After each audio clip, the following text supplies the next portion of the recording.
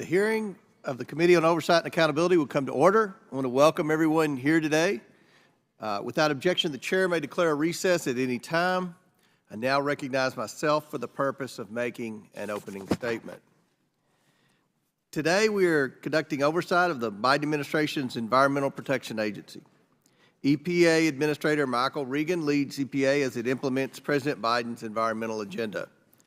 Not only did President Biden have a disastrous debate performance, but his entire presidency has also been disastrous for the American people.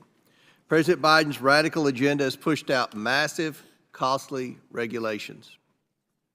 From the moment he stepped into office, President Biden, or at least those around him, pushed out sweeping executive orders and regulations aimed at transforming critical sectors of our economy, from transportation to power generation.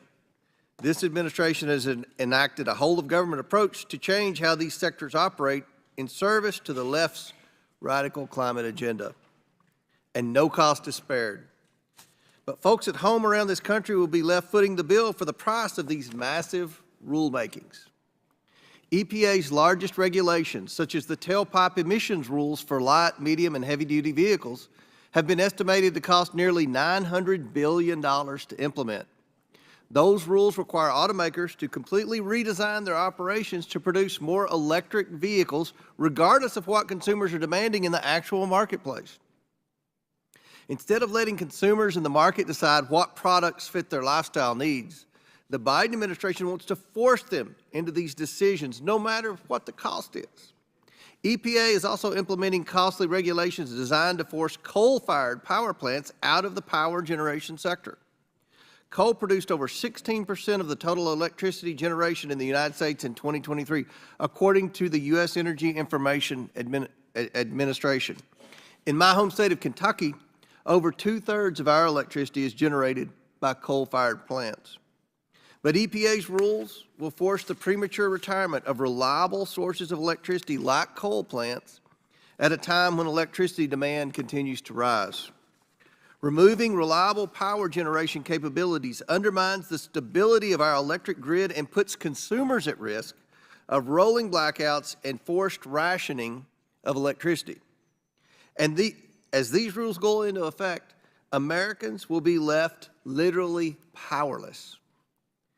How can the administration push to electrify the U.S. vehicle fleet on the one hand, while it undermines the reliability of the electric grid on the other? During the 118th Congress, this committee has investigated numerous regulations of various sizes and scopes, but one theme keeps reappearing. Higher costs of regulation leads to higher costs for consumers. The Biden administration has either ignored or refused to learn this basic economic lesson. It's very simple. When the federal government imposes new massive regulations, the costs of compliance just don't magically vanish into the air. Those costs are passed on to consumers who will be faced with higher prices and fewer choices in the market. And the numbers are staggering. By their own estimates, the Biden administration, in just 3.5 years on the job, has imposed over $1.6 trillion in estimated new federal regulatory costs. And $1.3 trillion of those costs, over 80% of the total, are from new EPA regulations. Americans are already starting to see higher prices and fewer choices because of regulation. And we can expect it will only get worse as these rules really kick into high gear. Gas prices have skyrocketed, utility bills continue to increase, and inflation has eaten into every household's spending power. Administrator Regan, you committed at your confirmation hearing to build consensus around pragmatic solutions and to work in partnership with Congress. Well, sir, the sheer cost of the regulations coming out of the Biden administration doesn't strike me or many Americans as pragmatic solutions at all. $1.3 trillion just from the EPA is setting us down a dangerous path of over-regulation. I hope that we can impress upon the administration today how much it needs to start putting the interest of the American people first and not simply look to appease these well-organized left-wing special interest groups and climate scaremongers. Americans cannot afford the bill they will ultimately be left paying by this administration. I want to thank you And I now yield to the ranking member for his opening remarks. Thank you kindly, Mr. Chairman, and thank you to Administrator Regan for joining us here today. It's another brutal summer in Washington, but as we say on Capitol Hill, it's not the heat, it's the stupidity. And Americans today face the accelerating ravages of the climate crisis, including extreme heat waves. Last year was the hottest year on record in more than 100,000 years. And the hottest year before that was the prior year. And the hottest year before that was the year before that. So we're talking about record extreme heat, record violent flooding, record wildfires destroying millions of acres of land in the West, record velocity hurricanes and tornadoes. And yet, a lot of our colleagues are still in denial. In fact, their Project 2025 plan for America would ban the use of the word climate change. They want to delete the possibility of even talking about climate change, much less taking any action on it. Millions of Americans are suffering the health effects of legacy pollution, dangerous air quality, and other kinds of toxic contamination. The work of the EPA has never been more urgent. Under the presidential administration of Joe Biden and Kamala Harris, the EPA has taken decisive action to put the health of the people before the profits of polluters and to confront climate change and toxic contamination of our communities. This includes new rules limiting pollution from coal and natural gas power plants. It includes a new rule limiting pollution from chemical plants that will reduce cancer risks for vulnerable communities, new rules for cars and trucks that will cut pollutants and reduce premature deaths, heart attacks, asthma, and fuel costs for Americans, and sweeping efforts to protect our population from lead and carcinogens in the drinking water. Our colleagues who support a twice-impeached convicted felon for president would have us believe that EPA's agenda is a radical one. The agenda we should be concerned about is Donald Trump's radical, anti-science, corporate polluter agenda, which he would give away to big gas and big coal and big oil for $1 billion in campaign contributions. The week before last, the Supreme Court gutted the Chevron doctrine, which will invite the justices now to impose their policy preferences over the agencies that are working to implement congressional will. And with last week's Corner Post decision, the court's extremists rejected decades of precedent to open federal agencies up to what Supreme Court Justice Jackson described as a tsunami of lawsuits that threaten to devastate the functioning of the federal government. These cases were backed by dark money, corporate power interests, including the Koch network and the Chamber of Commerce, both who come to lobby against environmental rules that are being adopted by the EPA. These are just the latest GOP attacks on the environmental protections that Americans want and need. According to a recent Gallup poll, a sweeping majority of Americans believe climate change is real and that we need to act on pollution of our air and our water and destabilization of the climate. Yet just 2 months ago, Trump met with big oil executives and lobbyists to sell out U.S. energy policy. At a steak dinner, Trump told big oil and big gas CEOs that in exchange for $1 billion contribution to his campaign, he would roll back environmental rules that protect us from unchecked pollution by the fossil fuel industry. We sent a letter to these CEOs in order to get more information about what happened at that dinner, and I'm still hoping and waiting for our colleagues to join us in getting to the bottom of that. The extremist Republican anti-environment agenda is laid out clearly in the infamous Project 2025 playbook, which would pick up where the Trump administration left off by gutting clean energy programs, repealing environmental rules, and eviscerating the EPA's budget and staff in their ability to act against pollution. To anybody who doubts the role that environmental rules and the EPA has played, I suggest looking at the Cuyahoga River near Cleveland, Ohio. In 1969, this river was one of the most polluted waterways in the country, and it actually caught on fire. A river caught on fire. That catastrophe and its health consequences led to the creation of the EPA and enactment of the Clean Water Act that our colleagues now want to undermine and destroy. Here is what the Cuyahoga River looked like before the EPA existed, and this is the America that some politicians want us to go back to, a time when the rivers were so polluted that prolonged exposure to the water would result in an emergency room visit. Now, on the other hand, after decades of work with local and state governments and communities, here is what the Cuyahoga River looks like today. We can literally see the physical difference made by the work of the EPA. This is what we've been able to do with the Clean Water Act and the Clean Air Act and the muscular enforcement that both the right-wing MAGA court and the right-wing MAGA Congress want to destroy and reverse. While extreme Republicans continue to prioritize big oil and corporate polluters over the health and safety of our people, and as our health and environmental protections are dismantled before our eyes by the Supreme Court, it's essential that we back the EPA and we sound the alarm about this attack on essential environmental regulations. The American people need to know the truth about what's at stake and what it means for our future. Thank you, Mr. Chairman. I yield back. The ranking member yields back. Today we are joined by the Honorable Michael S. Regan, who was sworn into office on March 11, 2021 as the Administrator of the U.S. Environmental Protection Agency. Prior to his nomination as EPA Administrator, Mr. Regan served as the Secretary of the North Carolina Department of Environmental Quality. Pursuant to Committee Rule 9G, the witness will please stand and raise his right hand. Do you solemnly swear or affirm that the testimony that you are about to give is the truth, the whole truth, and nothing but the truth, so help you God? I do. Let the record show that the witness answered in the affirmative, and I thank you, and you may take a seat. We certainly appreciate you being here today and look forward to your testimony. Let me remind the witness that we have read your written statement and it will appear in full in the hearing record.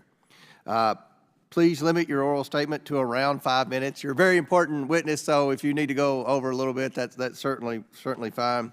As a reminder, please press the button on the microphone in front of you so that it is on and the members can hear you. When you begin to speak, the light in front of you will turn green. After 4 minutes, it will turn yellow.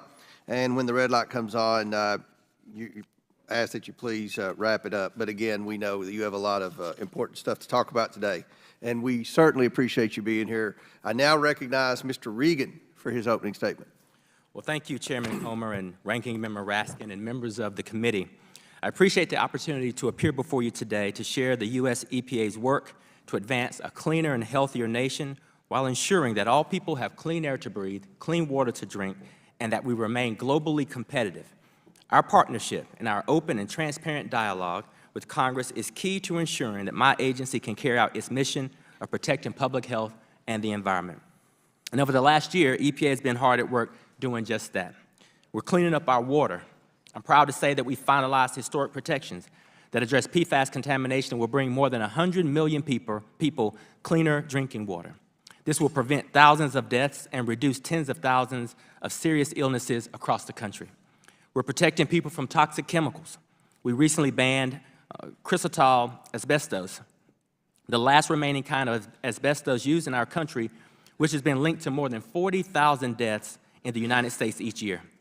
Additionally, EPA's Toxic Substance Control Act program demonstrates how effective our work is when we receive adequate resources from Congress. With the increased resources we received in 2022 and 2023, EPA more than doubled the number of chemical reviews each month and cleared out more than half of the older backlog cases. And we're also cleaning up our air.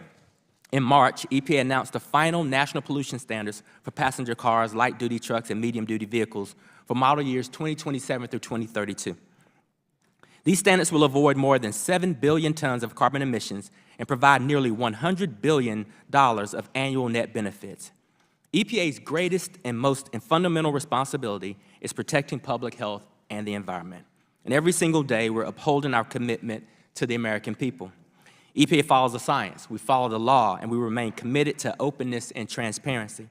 I'm proud to say that in April, my agency announced 4 final rules under separate authorities to reduce climate, air, water, and land pollution from fossil fuel-fired power plants.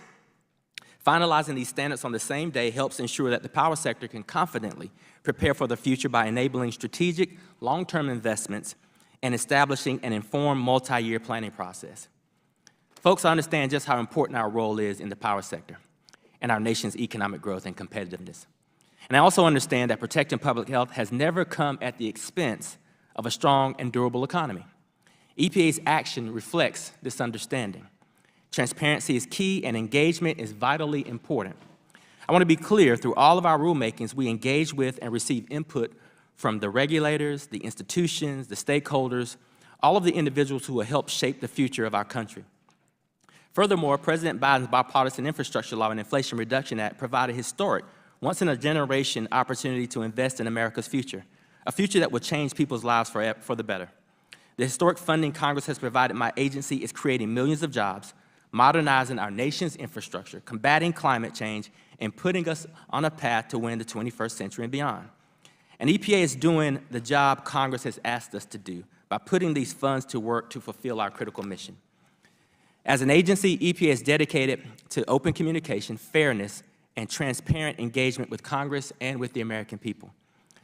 EPA recognizes and respects the importance of Congress's interest in obtaining information necessary to perform its legitimate oversight. With respect to the Oversight Committee, we have responded in good faith to committee requests by providing approximately 23,000 pages of documents, a response to every letter from the committee, 8 briefings, testimony at a subcommittee hearing, and numerous staff-level calls. And we're fully committed to continuing to cooperate with you, as well as the Office of Inspector General and the U.S. Government Accountability Office. I'm confident and proud of the hard work at EPA, and I'm proud of the work that we've undertaken to protect public health and the environment, while responsibly stewarding taxpayer resources. Under President Biden's leadership, Americans in every state and every town will lead healthier lives, breathing cleaner air, drinking cleaner water, and seeing a brighter economic future. Thank you for the opportunity to be here today to submit the testimony for the record, and I look forward to our continued partnership in answering all questions. Thank you very much. We'll now begin our 5 minutes of questions. Chair recognizes Mr. Palmer from Alabama for 5 minutes. Thank the chairman. Mr. Regan, you and my Democratic colleague mentioned the great work of the EPA. I just want to point out that the photograph that he showed and the subsequent cleanup of the Cuyahoga River is indicative of all of our commitment to cleaning up our environment. And we've made remarkable progress. Since 1980, our economy's grown by 791%.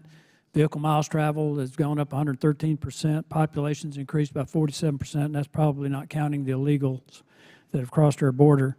Energy consumption's up 29%.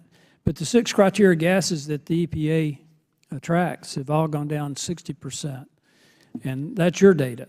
One of the things that concerns me is about how you've gone about things and basically taking the lawmaking authority away from Congress. I'm very encouraged by the overturning of the Chevron deference that the Supreme Court did last week because it restores the responsibility for lawmaking and the accountability for lawmaking to Congress where it belongs. But there's another thing that the EPA has been engaged in that concerns me, and that's basically sue and settle. In March of this year, the Inspector General issued a report that found the EPA does not properly store its procurement data, paving the way for fraudulent, collusive behavior with vendors receiving contracts and subcontracts. This prevents the Inspector General from adequately conducting oversight. Are you doing anything to correct this? We have. It's a yes or no. We have, yes. Okay, good. I'd like to know if you would report to the committee in writing what you've done to correct this, because it's not the first time these questions have been raised about the EPA's potential collusion with friendly outside parties, especially when environmental groups during litigation. It's, as I said, sometimes referred to as sue and settle litigation. So when was the last time the government audited EPA litigation? Have you had an audit? I'm not quite sure of which specific audit you're referring to, but litigation. We welcome all audits.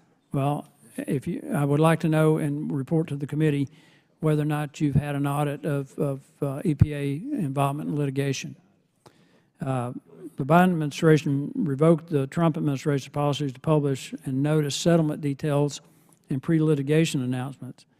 And I want to know what efforts the EPA has made to reduce the settlement costs using taxpayer dollars.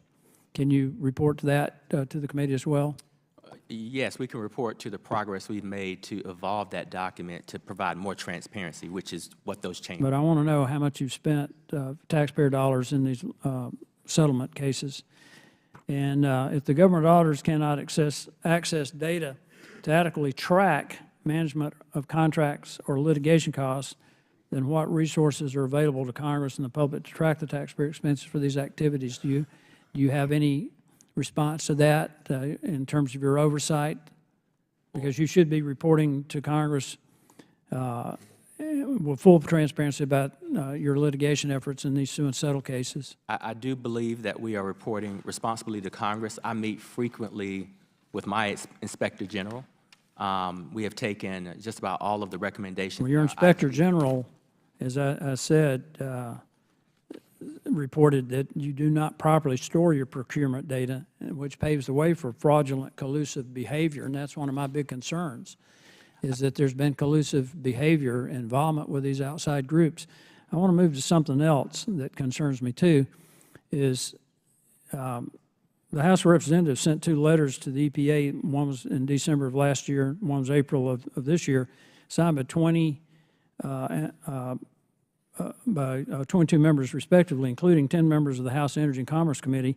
Both letters raised serious questions about whether the EPA's proposed $2 billion regulation on the lime industry is necessary, given that the EPA's own scientists have determined that the emissions from lime plants are already acceptable with an ample margin of safety.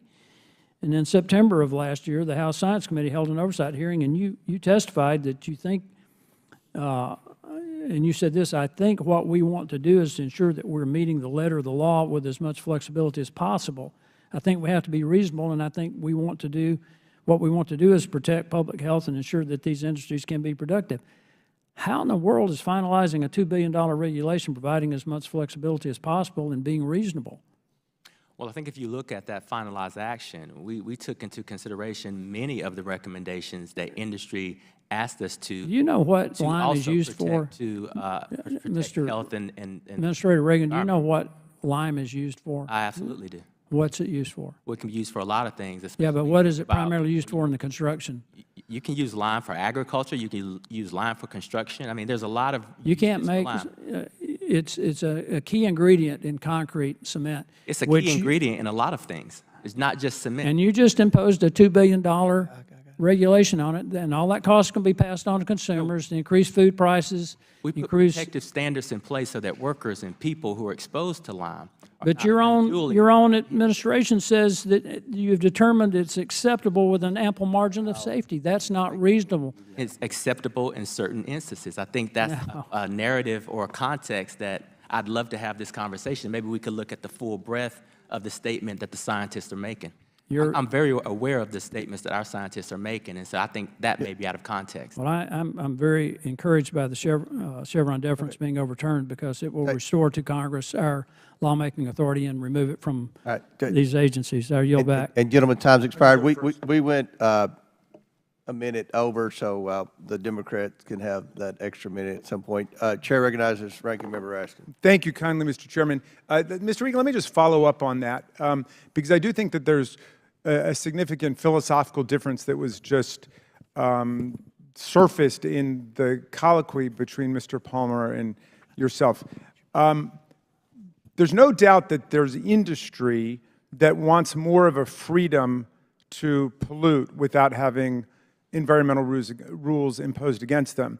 But your purpose is to defend the freedom to breathe clean air and drink clean water and have a safe working place. And I wonder if you would describe what the mission of the EPA is. Well, the mission of the EPA is to protect public health and the environment, look at cost-effective technologies to do so, and ensure that this country can remain globally competitive. And I do that in concert with state regulators in blue and red states, but also actively engaging industry to come up with the right solutions.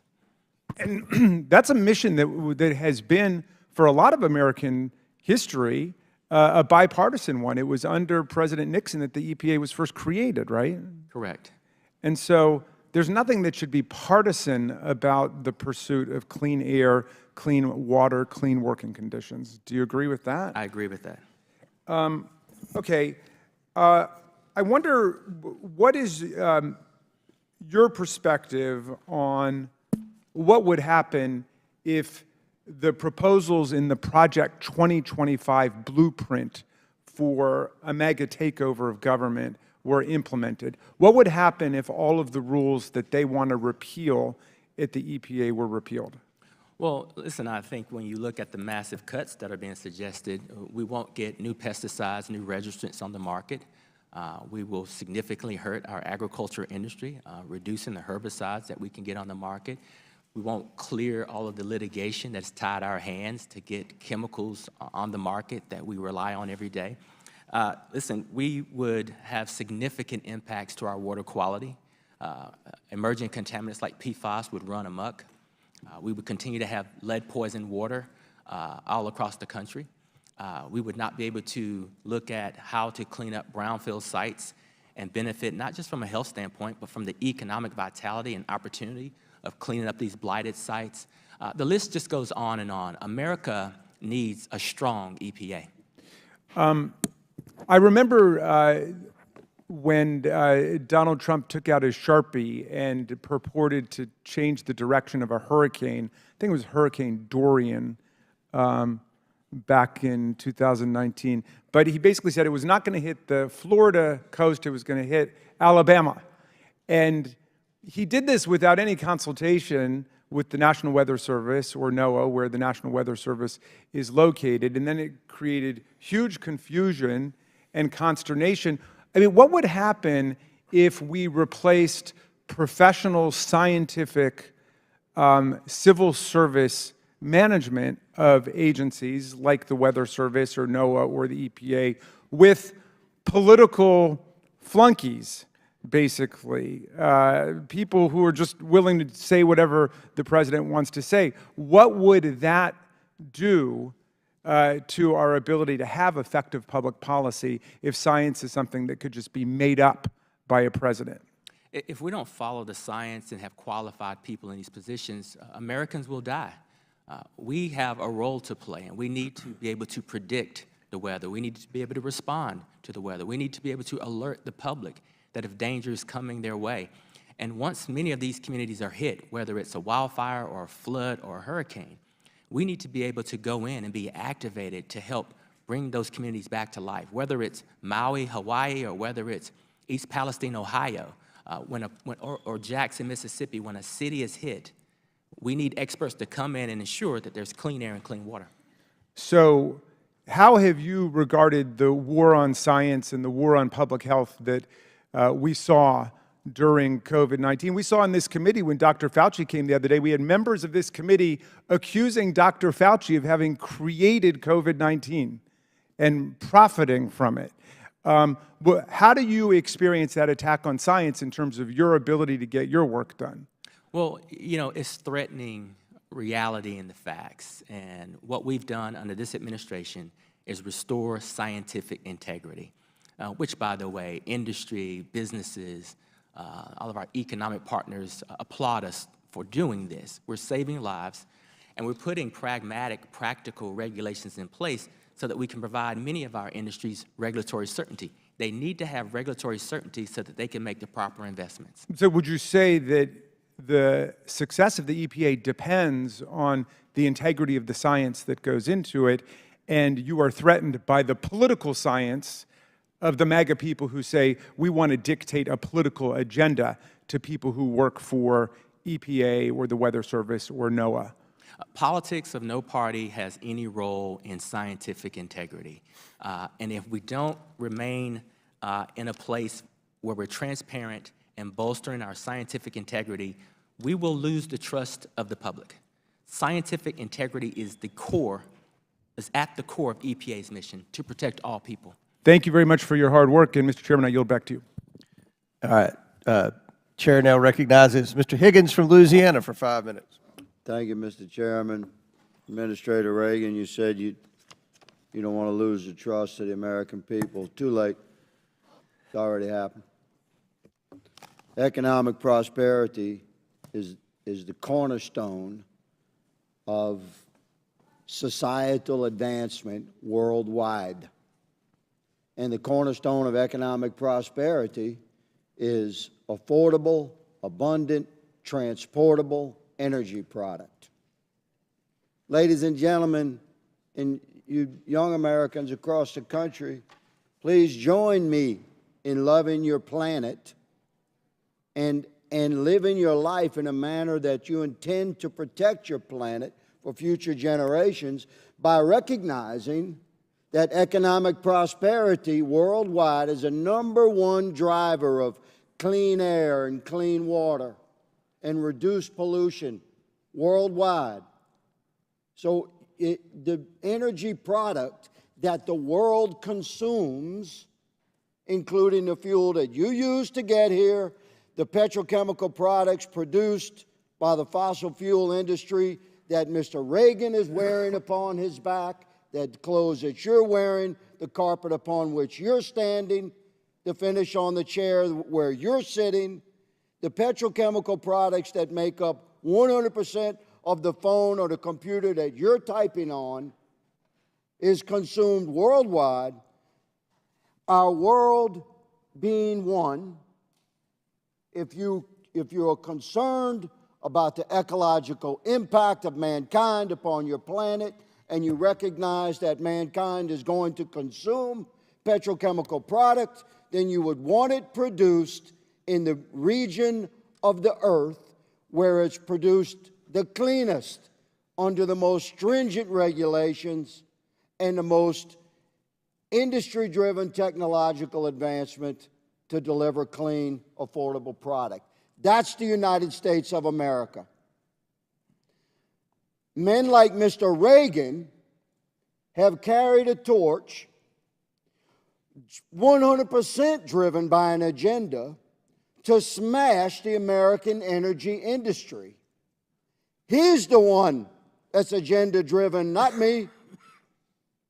The American energy industry and the American petrochemical industry is, with no debate, the cleanest producer of affordable energy product and affordable petrochemical product in the world. And every one of you consume it. Own that.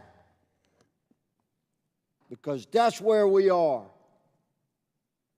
In the future, I have no doubt that there will be a gradual transition to things unknown. This is the nature of life. It's the way things roll. But to have an agenda-driven Green New Deal, anti-American energy, anti-American petrochemical agenda shoved down our throat by an administration that claims it's doing so on behalf of protecting the world's ecological stability, by forcing the production of these products into regions of the world that have far less concern about their ecological impact. That is hypocrisy at its worst. And I, for one, am going to use every authority that Congress allows me to legally wield to push back against it. Mr. Chairman, I ask for unanimous consent to enter into the record the Joint Resolution 161, a joint resolution calling for the reversal of the EPA rule submitted by this gentleman and his department. Without Unanimous consent. Without objection, so ordered. Mr. Reagan, do you have plans for next year, sir? You have plans for next year? I have plans for every year. What's your plans for next year? Well, my plans are personal. And I don't Well, I'm know- and asking I don't you know professionally. Well, you have plans to I'm not continue obligated to your battle that you're carrying that torch for. with you just assaulting me and saying I'm un-American. You think now this wanna was an know- assault? Now you want to know what my plans We definitely living in two different worlds. Oh, yeah, we are in two different worlds. Mr. Chairman, Mr. Chairman, I appreciate I have an inquiry. this Mr. Chairman, hearing being Mr. convened. Chairman, I have an inquiry. Gentleman from Maryland, Mr. Mfume? I'm going to I have- reclaim I my have time. an- And you have time left, Mr. Higgins. Mr. Mfume. I have an inquiry of the chair. Mr. Chairman, we disagree on a lot of issues in this committee a lot of times, but we always ought to look and put a stop sign in front of ourselves when we start assailing by name the personal integrity of any witness. I mentioned this a few weeks ago with Mr. Fauci. It continues to happen. I want to make sure I'm on the record so that members of the committee on both sides of the aisle will at least respect the personal integrity of a witness before this committee. The chair recognizes Mr. Higgins Noted. for his final few Chairman, seconds. This is the Oversight Committee. This is where government is forced to sit in front of Congress and be held accountable for their actions. Mr. Chairman, That isn't the reflects gentleman's time up? upon personal Isn't- integrity. That's Mr. not Chairman, my but problem. It's Mr. Chairman, not, I it's yield. not the McCarthy era. Gentlemen, It's yield not back. the McCarthy committee. Order. Chair now recognizes Ms. Norton from Washington, D.C. Administrator Regan, thank you for being here today. Climate change and pollution are among the most urgent crises of our time. Addressing them requires real action and innovative solutions. The Biden-Harris administration and Democrats in Congress took real action and delivered innovative solutions when we passed the bipartisan Infrastructure Law and Inflation Reduction Act. As a result, we are making historic investments in our communities to fight climate change and protect our environment and public health, including more than $50 billion for EPA to strengthen our nation's water infrastructure after decades of underinvestment. The District of Columbia is benefiting from billions of dollars in funding, much of which will go toward replacing toxic lead pipes. Removing these dangerous pipes will make our drinking water safer, prevent health crises, and protect children from lead poisoning that can lead to lifelong harm. Administrator Regan, why is investing in our water infrastructure an urgent priority for the administration? Well, thank you for that question, Congresswoman, and it's vital for public health and for our economy. Our nation's water infrastructure is crumbling, which will have an impact on our global competitiveness. But more importantly, I've met with so many mothers whose children are lead poisoned, and we're seeing lead poisoned children all over this country, and that's why the President and the Vice President have prioritized removing 100% of our lead pipes. I'm happy to say that D.C. will receive more than $28 million to reduce or replace their lead pipes in our most recent funding announcement this May. But it's vitally important that every single person in this country has access to clean drinking water, clean, affordable drinking water. Administrator Regan, the bipartisan infrastructure law also provided D.C. with much-needed funding to help with ongoing brownfields cleanup projects and to replace antiquated diesel-fueled buses with modern battery electric buses. D.C. is also using pollution prevention grants, which will robustly which were robustly funded under the law to support a range of projects, including those aimed at improving public health and the environment in D.C.'s disadvantaged communities. The Inflation Reduction Act, meanwhile, has provided D.C. with millions in grant funding focused on pollution reduction and creating a carbon neutrality plan for D.C. We are seeing important projects like these not only in the District of Columbia, but throughout the country. Administrator Regan, what are some other success stories of the administration's historic investments in protecting our environment? Well, we have quite a few, and I would say when we think about Washington, D.C., and we look at the success of our brownfields program, we are revitalizing blighted communities and turning these communities into economic centers, but also reducing the pollution to many communities, which increases the tax base, increases the healthiness of communities. You mentioned electric school buses. We've issued electric school buses in Washington, D.C. We've also issued about $62.5 million to expand the benefits of solar energy to lower income communities in the district as well. We are looking at a combination of infusing new technologies that will make the city more competitive while cleaning up pollution and making its citizens healthier. I call that a huge success, and we're seeing that all over the country. Well, I do too. Looking at all these important environmental projects, who would be left behind? Who would be left behind if we choose nothing? What would the consequences be of inaction? Well, you know, who would be left behind are the least amongst us, our low-income communities. Disproportionately hit would be our black and brown and tribal communities. Most of these communities are not the communities that have generated the pollution or used the energy, but are on the receiving end of the brunt of the storms or the pollution. And so it's imperative that we take a look at ensuring that every single person in this country has clean air to breathe, clean water to drink, and that we engage with our communities to invest in solutions that they've had for decades. We cannot afford, as a country, to leave anyone behind. Chair now recognizes Mr. Gosar from Arizona. Thank you very much, Administrator Regan. There's been a big push in this Congress to expand the RECA, or the Radiation Exposure and Compensation Act, in areas that are far away, very far away from the original testing sites, which were in Nevada. In fact, there was 1,054 detonations in Nevada, which composes almost 95% of all those exposures.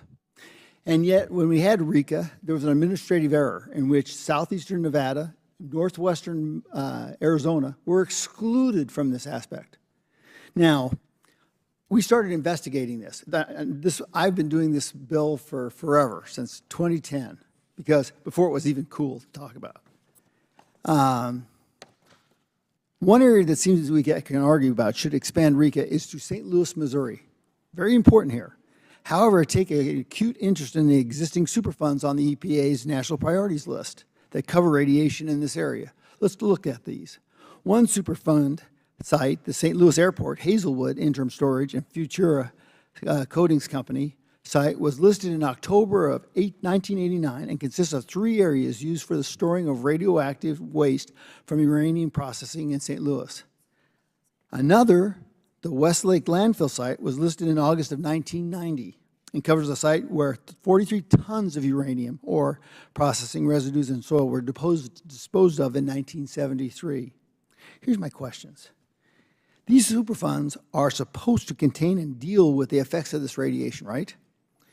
Do you believe your agency is effectively addressing the issue of radiation exposure in the St. Louis area?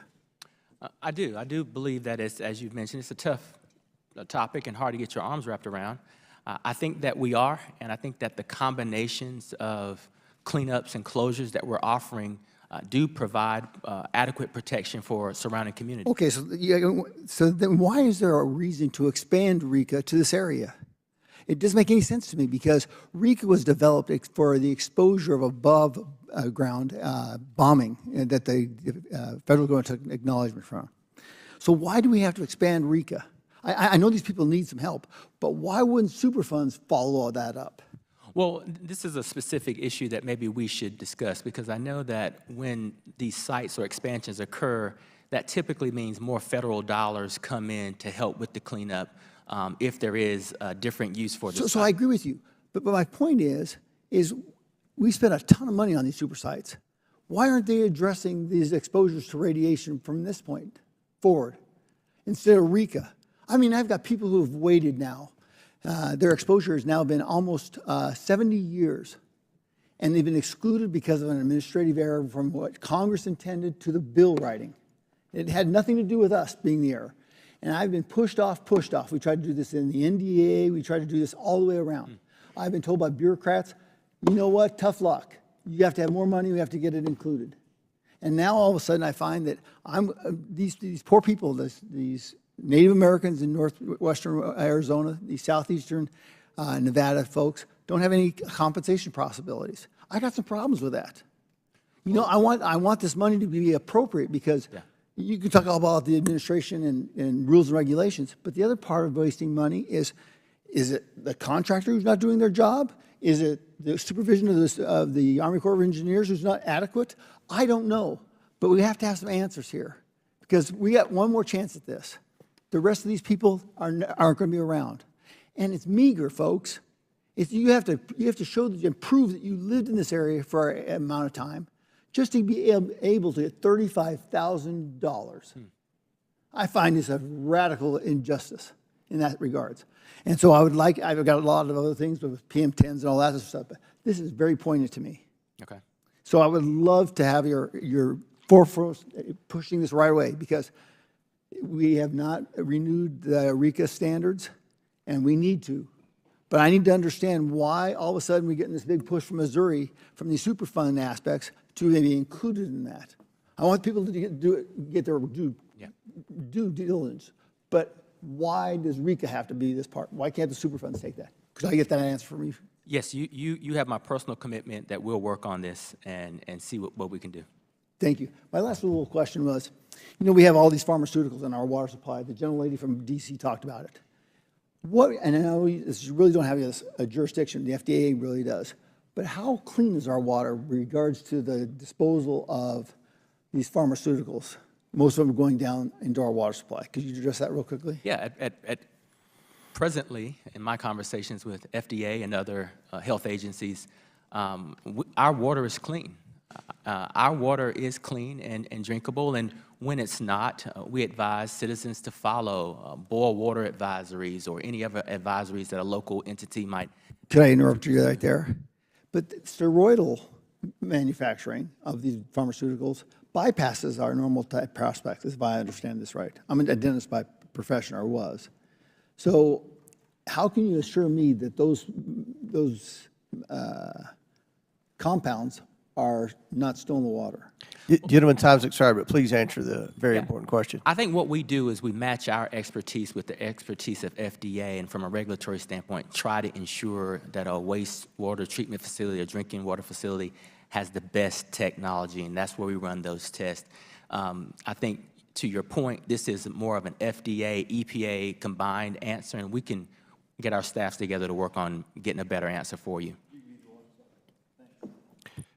Chair now recognizes Mr. Lynch from Massachusetts.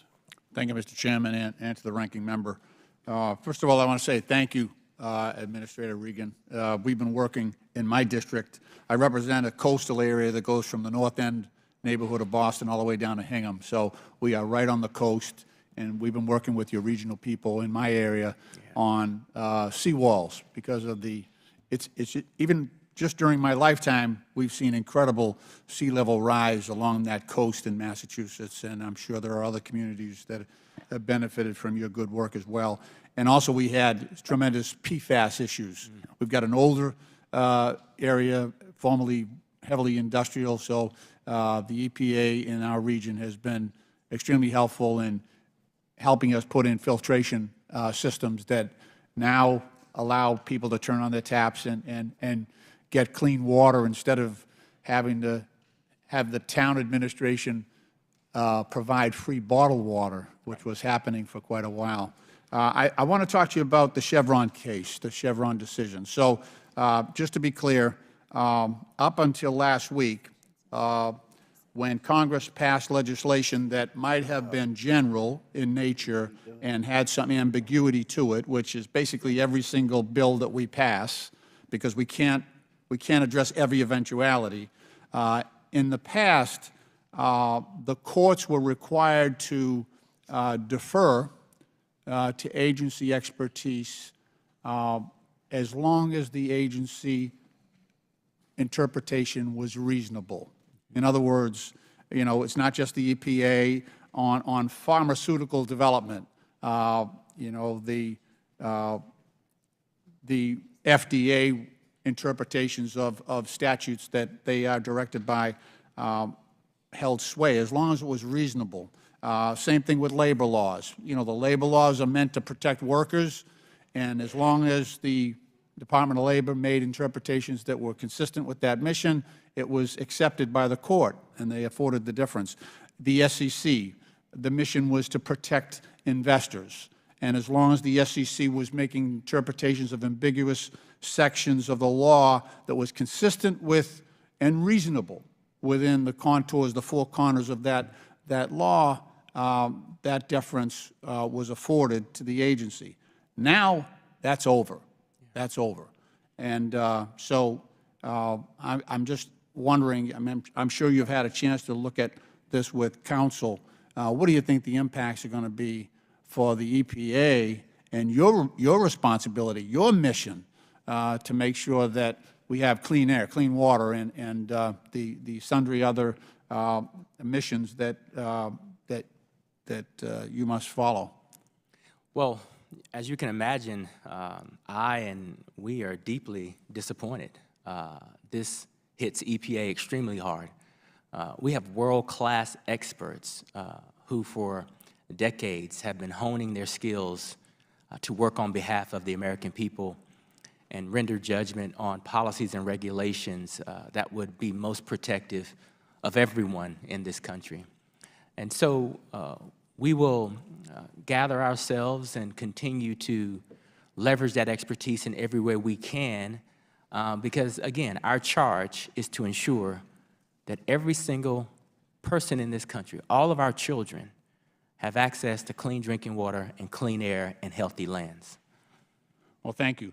I also want to just thank you again. We in this Congress have passed legislation to provide for zero-emission vehicles, not only private vehicles, but in a framework that would allow people to, charge those vehicles. But also, we've looked at the United States Postal Service and the 237,000 vehicles that they use each and every day, and we're in the process of converting many of our older vehicles to electric vehicles. And I just want to thank you and the EPA for your cooperation on that measure, and it can't happen soon enough. Mr. Chairman, the previous Republican member consumed an additional minute, and I would ask to have access to that extra 60 seconds, if I might. We've been going back and forth. I've been keeping up with it. I thought we were about even because Mr. Raskin went over a minute. But if you have a good question to ask, please. Well, I would like to yield the last minute to the ranking member. Okay. I'll find some other time to get in, Mr. Chairman. I'll get back. Thank you, and I thank the Chair recognizes Mr. Sessions from Texas for 5 minutes. Mr. Chairman, thank you very much. Administrator, welcome. There's already this morning some disagreement about the questions that we're asking you. I've heard you very clearly talk about the EPA under your leadership as cost-effective solutions, pragmatic. America needs a strong EPA, scientific-based answers, fairness. So I'd like to engage in a dialogue with you if I can, as opposed to a long-winded opportunity here. Please tell me, as we talk about formaldehyde, are you aware that the European Union occupational exposure limit was just codified at 300 parts per billion? Yes. You were, thank you. Are you aware that the air outside this building and the air in this room is naturally occurring with formaldehyde? I can't speak to the... Well, you're the head of the EPA. If you don't know that formaldehyde is everywhere as we breathe it, not only in this building but outside, so I'll tell you that answer is yes. Let it be noted the head of the EPA did not understand that formaldehyde is a naturally occurring substance. Are you aware that the Human Studies Review Board, known as HSRB, within EPA, opposed and had problems with the recommendation of 11 parts per billion that is now being codified into your rules and regulations? Were you aware that they had problems with 11 parts per billion? I was not aware. We're not aware.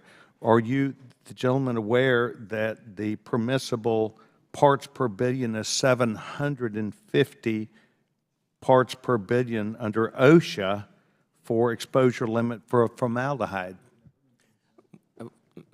Congressman Sessions, for the types of questions you're asking, we have They're very experts. direct. They have You are the head of this organization, and you have proposed taking to 11 parts per billion. You showed up here and you talked about fairness, cost-effective solutions, pragmatic, scientific-based, and yet within your own boards that provide you with data and information, they have said 11 parts per billion is well out of line and cannot even be measured.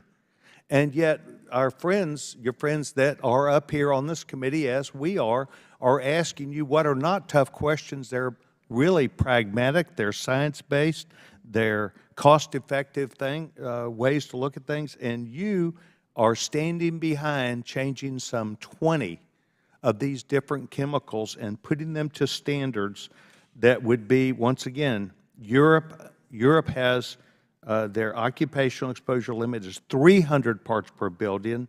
America's at this time under OSHA is 750 parts per billion. You did not know that it is regularly occurring all around in every room outside, and yet your own committee within your Department of Human Studies Review Board said, please do not do this. We have problems. And yet you have put your stamp on 11 parts per billion that is not even able to be calculated. And yet, if you look at 11 to 300 to 750, you chose to show up here and to say to this committee and to plead with us, you have to save every single life, and yet it cannot even be measured. You talk about fairness, you talk about cost effectiveness, you talk about being pragmatic, you talk about science-based answers, and the head of EPA showed up today and said he did not even know that formaldehyde was regularly, naturally occurring at levels well above 11 parts per billion. Mr. Chairman, this is why we seemingly have problems and why my side, yes, we're Republicans, and we're not these crazy-eyed people that you have heard about today. We are saying we want you to be pragmatic. We want you to be fair. But you can't even justify 11 parts per billion because it can't even be measured. There are no scientific measures to measure that on a regularly recurring basis. And you have put an onus on industry. Formaldehyde is used in plastics, it's used in cars, it's used in national security, it's used all over the United States, what we would call the free enterprise system, but it's capitalism. And it's a cost-effective way to look at things. I yield back my time. Sir, we do want to talk. All right. I would now like to recognize Congresswoman Ocasio-Cortez for 5 minutes. Thank you. Thank you very much, Madam Chairwoman. We've heard a lot today. I'd like to bring this conversation a little bit down to earth and make it more about the people that we're here to serve. I'm the Congresswoman for the Bronx and Queens. I represent a community that has some of the highest childhood asthma rates in the United States. And when we hear this conversation about how regulations threaten economic prosperity, and I jotted it down earlier because I couldn't even believe that I heard it, that economic prosperity, quote, is the #1 driver of clean air and clean water, as though our rivers were somehow, I mean, our rivers and forests were clean and unpolluted before a single factory was constructed in this country. That is the state of nature. I want us to be clear about that. Now, when we hear people use this term economic prosperity, I want folks to know at home what that is a shadow screen for is a term otherwise known as profit. Wall Street profit, very often. And Administrator Regan, you've been accused of sabotaging here the economic prosperity of this country for enforcing and introducing regulations about chemicals that this committee itself has investigated, such as PFAS. I'd like for us to dig into that a little bit. PFAS is a chemical byproduct of, and it's a chemical that's in almost everything. Teflon pans, workout gear, fire extinguisher foam. What are some of the health consequences that we have seen as a result of elevated levels of PFAS for everyday Americans? Well, you know, they range from various types of cancers, death. These carcinogenic elements are wreaking havoc on communities all across the country. We've had people from PFAS-affected, especially PFAS-affected communities, that have had fertility issues. Is that correct? Yes. Testicular cancer? Yes. Is that correct? Developmental delays in children? Is that consistent with what you've seen? Yes. Thyroid issues, increased risk of cancer, correct? Yes. And those people, those kids, those parents who are struggling to conceive now, that's who we respond to. That's who we answer to. Correct, Administrator Regan? Absolutely. The American people. Now, I want to name something. This isn't just economic prosperity. There are people and organizations and companies responsible for this. DuPont and 3M are two of the largest corporations that were responsible for PFAS dumping in the United States. Is that correct? Yes. Did they know that these chemicals were potentially toxic? Is that correct? We believe they did. And yet, there are members here of this committee that want to defend the quote-unquote economic right for a company to poison its people, the American people. Now, when we talk about economic prosperity, if you're a kid in the South Bronx, if you are a mom in rural Pennsylvania near a PFAS dumping site, who comes ahead when you get cancer and have a medical bill to pay? Who comes out ahead from that PFAS dumping? The CEO of DuPont or that mom? So when we talk about the bills and the prosperity that gets made from here and who has to pay that, we need to understand a very simple economic concept called externalities. Externalities, the costs of pollution, the cost of poisoning that are not factored into the profit margin of the corporation that's actually wreaking havoc on this planet. And when we talk about issues like climate change, it is at its core an issue of externalities, because ExxonMobil and all of these oil companies can afford to burn this planet to a crisp because it makes them a pile of money. Now, Administrator Regan, I want to thank you, because in the character attacks that you have experienced in this hearing, I know that you have spent your entire time and your entire federal service Your time is up. I protecting appreciate families it from this being morning. poisoned. Thank you. And I want to thank you for that. Thank you. All right, I would now like to recognize myself for 5 minutes. Mr. Regan, as part of the so-called Inflation Reduction Act, the EPA established the Office of Environmental Justice and External Civil Rights, which now manages $3 billion for environmental and climate justice to fund community-based NGOs.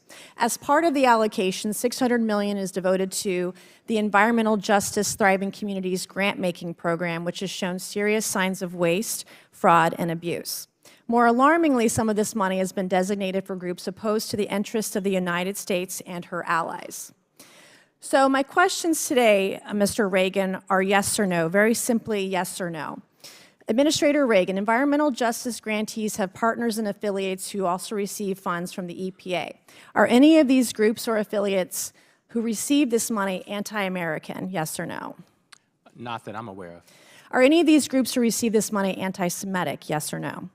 Not that I'm aware of. Are any of these groups explicitly anti-Israel? You're talking about that have received money?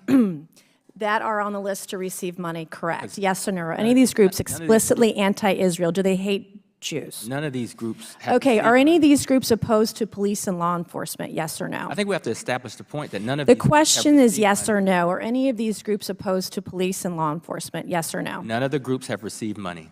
That's not the question. Are any of these groups who are allotted to get money from this fund anti-police? Yes or no? I'm not You know quite exactly what sure. I'm talking about. Are Yes. you familiar with the group called Climate Justice Alliance? Yes or no? Yes. Okay. I was surprised to learn that $50 million has been designated for Climate Justice Alliance, a group which explicitly publishes a Free Palestine section on its website. On the website, there are dozens of anti-Semitic and alarming images designed to be printed and used in the violent pro-Hamas protests we've seen across the country. Here are a few of them this morning. This first image includes a slogan that is widely recognized as a call to eradicate the state of Israel. Is this the official position of the Biden EPA? Yes or no? Is it the what? Official position of Biden's EPA? Yes or no? That is not our product. Does this sign protect the environment? Yes or no? That is not our product. This group, where this image came from, is designated to receive $50 million. Has that group received So any this sign says freedom for Palestine. What does it say at the bottom? From the river to the sea, Palestine will be free. Should taxpayers pay for this kind of thing? Well, I Yes think or you're no? misrepresenting the fact. We're not misrepresenting. My second image that I'm going to show you today. You're This misrepresenting the image facts. calls, I'm speaking and I'm going to reclaim my time. Yeah, you're misrepresenting. This image calls to defund the police and accuses the United States of violence. Is this the official position of Biden's EPA? Yes or no? No, that's a product. Okay, of a does third this party. sign protect the environment? Yes or no? I don't know what that The says. group that produces this sign is allotted to get $50 million from U.S. taxpayers. The What- next what is your image, definition The of next allotted? image I'm going to show you, I would like you to read this poster from your seat. Can you tell me what this says? I think you can read for yourself. I'm asking you to read the poster. What does it You say? can read it for yourself. I abhor. What does it bigotry. say? This I image abhor says, bigotry, and I will not abolish repeat. prisons everywhere. This image says, free Palestine. This image says, stop Cop City. This group that produced this poster is allotted to receive $50 million from U.S. taxpayers. That group has This not is received disgusting. one dime from This EPA. image, this next image, adds an anti-Semitic message and it calls for defunding the police. This is particularly special. Is this the position, the official position of Biden's EPA? Yes or no? That fund, they have not received one dime. Does this sign protect the environment? They are slated to receive $50 million They have not from received taxpayers. one dime from EPA. So you're saying on this next image, this is probably the left's favorite. The quote on this image is from a convicted murderer of a police officer that is still at large and wanted by the FBI. Does the Biden EPA support this position? Yes or no? These hypotheticals. So today, have nothing to do with our EPA. witness can't even answer the questions. $50 million was going to go to this organization vis-a-vis U.S. taxpayers. So you're going to tell me today, are you promising that this group will not receive a single dime? Yes or no? None of these groups that you have paraded up here have received one dime. Will you promise to ensure that they won't receive a single taxpayer dollar? This particular group is slated to get $50 million. Listen, will you promise me today that they will get zero? First of all, yes or no? half the things you've put up there are offensive, right? They are offensive, and like I said, it and is a second of all- fact. This group is going to get is slated to get $50 million from U.S. taxpayers. None So of these our groups- witness Ma- today, Madam let's show, Chair- can't even answer the question. Madam Chair, will you just allow him to answer you? I think it'd be fair to allow him to answer you. None He of hasn't these answered a groups have single gotten question. one dime from EPA, for the record. Will you promise today that they will receive $0? None of these groups have gotten one dime from EPA. I'm sitting in the chair, you're not. So thank you, and I yield back. All right, I will now yield to Ms. Brown from Ohio. Mr. Regan, I would like to yield to you as much time as you would like to consume to respond to the allegations that were hurled upon you. Well, I appreciate that because I think it's a gotcha game to put posters and statements that many of us may not agree with, see for the first time, and then accuse the agency of supporting something that is not true. None of the groups that were presented there have received one dime from EPA. People have applied for resources. We're going through a very thorough evaluation, and we have a process to determine who should and should not receive federal funding. Those are the facts. Thank you very much. Welcome to Oversight. And it's great to see you again. Good to see you too. I want to begin by thanking you for the Environmental Protection Agency diligent work in my district, Northeast Ohio, where, as Ranking Member pointed out, is just one example of how the Cuyahoga River was historically polluted, one of the most polluted bodies of water due to the amount of industrial waste dumped into it. As you know, Cuyahoga could not sustain any life at one point, caught fire more than a dozen times. But thanks to the hard work of the EPA and the Cleveland community, this is no longer a reality. I am proud to have cast one of my very first votes in Congress in support of President Biden's and Vice President Harris's and Democrats-led bipartisan infrastructure law to continue to clean up our precious water resources, which are critical to Cleveland, Northeast Ohio, and the country. EPA's commitment to restoring the Cuyahoga River area economically and environmentally shows how this administration is prioritizing environmental justice. So, Administrator Regan, can you explain what more needs to be done to clean up and support the Cuyahoga River and surrounding areas, both environmentally and for the people who live there? Well, thank you for the question, and also thank you for hosting me and Secretary Fudge in Cleveland a while back. Listen, I think since the Great Lakes Initiative started in 2010, significant progress has been made. But under your leadership and the leadership of your colleagues partnering with President Biden, we anticipate investing approximately $100 million of EPA bill funds to support and continue the great work that you all are leading. Construction resulting from this funding will start at the end of this year, and it will remove the largest impediment to water quality remaining in the Cuyahoga River. So that'll drive regional economic development, it'll restore important ecosystems, and it will turn this, this precious body of water back to the natural state that it should be. So thank you for your advocacy there. Thank you so much. On a related point, my district has long faced challenges in accessing healthy and safe drinking water. According to Cleveland Clinic, lead poisoning rates in the city of Cleveland are four times the national average. This is preventable, and we must overcome such a significant disparity. That is why the infrastructure law's investments have been critical in addressing this public health emergency. These funds are used to remove lead pipes leading to our homes, and improve the access to safe drinking water. This May, the Biden-Harris administration announced an additional $184 million in bipartisan infrastructure law funds to support safe drinking water and replace existing lead service lines in Ohio. So, Administrator Regan, can you share the impact of these investments in improving access to clean drinking water, in particular for low-income families and in the Black community? You know, these investments are transformational and life-changing. We've met with mothers whose children are lead poisoned, whose families have been poisoned by lead or haven't had a lack of access to clean drinking water. These investments will, number one, create jobs for those who are pulling these lead pipes out. Number two, drinking fresh, clean water for these children that isn't lead poisoned will give them a competitive edge as they pursue their education.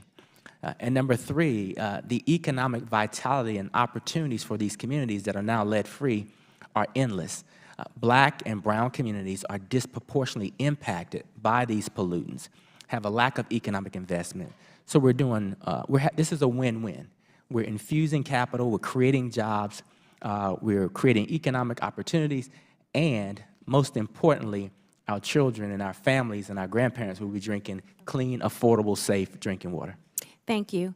Under the Biden-Harris administration, the restored EPA is Time working, is up. 5 minutes is up. I requesting apologize. equal time. You went over your time, Madam Chair, just requesting equal time, please, and thank you. We're at 20 seconds over. I did not The go attempts that on far the other over. side of You the have 10 aisle to seconds. undercut, defund, and dismantle the EPA are deeply dangerous. Our environment and our health depend Order. on a I'm going fully to call on the funded, next functional, member. and firm I would EPA. like to call on Mr. Thank Perry you, Madam from Chair. Pennsylvania.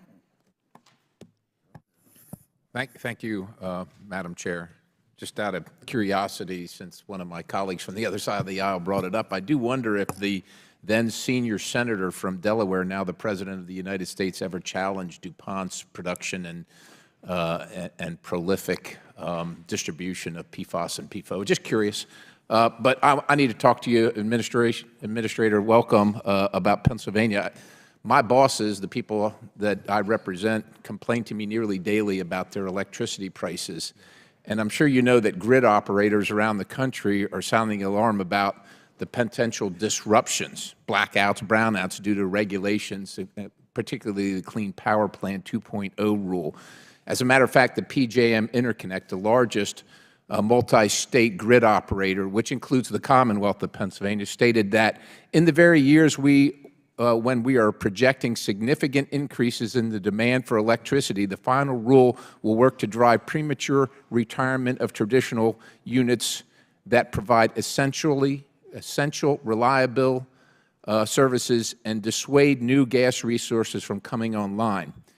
I'm just curious, how does the EPA factor in the cost to the people that I represent that can't afford their electricity bills, or the grid operators who are saying, don't do this, we can't sustain this? How does the EPA factor that into the decision to just move forward and say, kind of damn the torpedoes?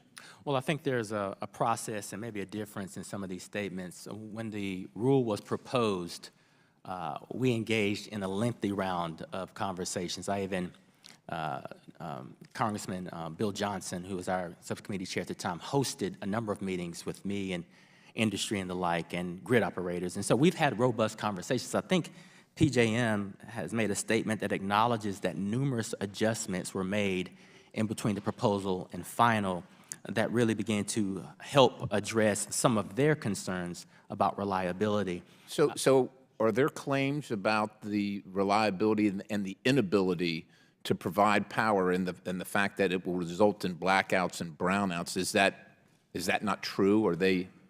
We believe that we have resolved all anxiety about. But they're still making the statement. And what about ratepayers? What about people paying the bill? Yeah, Pennsylvania, it's hot right now in the summertime. Sure. It's cold in the wintertime. Yes. They can't afford their bills now. The bills are going to go up, right? It's essentially supply and demand. There's going to be great demand, but less supply. Where does their need factor into your decision making? It factors in heavily, and as I've conversed with numerous utility executives and those that manage, they're going to be looking at a suite of technologies to provide electricity. So our estimates are less than 1% increase in price over the next 10 to 15 years. Okay, so your estimates are less than a 1% increase in price over 10 to 15 years? Yes. Can you attest to that and promise that it will not go up more than 1% in the next 15 years? What we can do is we can provide you all the data. No, sir. You're moving the rule. It's being fought in the courts. Sure. But the people that I work for, my bosses that can't afford their groceries, can't afford gasoline, can't afford their daycare, can't afford electricity, you're saying that you've gotten their input and this is not going to impact them essentially more than 1% over the next 15 years. I want you to promise me right now, because I got to go face them. I have to face them. Yeah, I think I think you can assure them that the EPA administrator said that his experts, the experts at FERC, DOE, and EPA, all agree on the assessments that have been made on reliability and cost. Okay, so it's not going to go up more than 1%, and if it does, then what? Then what do you do? Do you quit your job? Do you pay them the difference? What happens then? Well, you know, the way these rules are designed, they are designed, and each state has a state implementation plan. So it's not like. So we're going to pass the buck. It's not your problem, and somehow it was the states that did it to them. States have flexibilities in terms of how they They're delegated programs, so we give the states the autonomy. They design special state implementation programs, and they are ensuring that the individuality of that state is met with that planning. And the planning for North Carolina is different from the planning in Nevada. And I appreciate that, and God bless the people from North Carolina. I don't want them to have to pay any more either, but I don't represent them. I got to face the people of South Central Pennsylvania that can't afford their bills right now, and you're telling me it's not going to go up more than 1% over the next 15 years, but if it does, somehow it's the state's fault. Thank you, Mr. Perry. States have flexibilities to adjust. Our time is up. 5 minutes is up. I would like to yield 5 minutes to Mr. Garcia from California. Thank you. Thank you, Administrator, for being here. I appreciate your service. You're obviously helping to implement the biggest climate bill in history, which we passed under President Biden. My district includes the Port of Long Beach. I'm the former mayor of Long Beach. We know that the port itself, you were just in the Port of Los Angeles, I think, our neighbor, a huge economic engine for the country. We're fighting to electrify the Port of Long Beach right now under the $3 billion EPA Clean Port program. I wrote to you last week. You responded. We're very grateful to your response and the team, and so we're excited about that opportunity. But I want to turn also on this issue, broader issue of environmental justice. I want to just quickly highlight a case where polluters are getting a pass, and residents in my community, the northern part of my district, are feeling the impact. In Vernon, California, small city in southeast Los Angeles, Exide Technologies spent decades recycling batteries and dumping lead and toxins into the air. This includes soil and water, which has now seeped through. Now, the company poisoned surrounding communities in Southeast LA, where people suffer from cancer, asthma, learning disabilities, and dangerous levels of lead in their blood. Now, the Obama administration forced Exide to make commitments to fix and fund the cleanup. But in 2020, Trump's EPA and Department of Justice abandoned those responsibilities and approved a bankruptcy plan that let Exide essentially walk away from the cleanup. This is not acceptable to me and certainly not to the communities that I represent. Now, Administrator, one of my first acts when I came to Congress was to lead the call for a federal Superfund designation, along with Senator Padilla. This will secure, of course, federal funds to clean the site that is desperately needed to provide this community true justice. I've been glad that this process has moved forward, and in fact, just recently, we passed a major milestone. Last week, the EPA site inspection report showed the site is eligible for a Superfund listing based on the levels of groundwater contamination. So I want to thank your team for partnering with us there, and I just want to formally ask you to once again just continue to commit to really push for this issue as we move forward to that Superfund designation. Absolutely. You have my commitment on that. Thank you, sir. Now, as we're talking about environmental justice, I want to just highlight that your agency is working every day to implement the biggest climate bill in history. And we are in a climate crisis. I think we all understand that. But I also want to look at an alternative plan for your agency. Now, this is Project 2025, which is Donald Trump's anti-environmental agenda. And I want to just note some of the main features of Project 2025. It includes shredding pollution regulations, gutting clean energy programs, repealing the Inflation Reduction Act, President Biden's climate law, which we know is landmark, and of course, empowering corporate polluters. Now, we know that Donald Trump's Project 2025 destroys the EPA.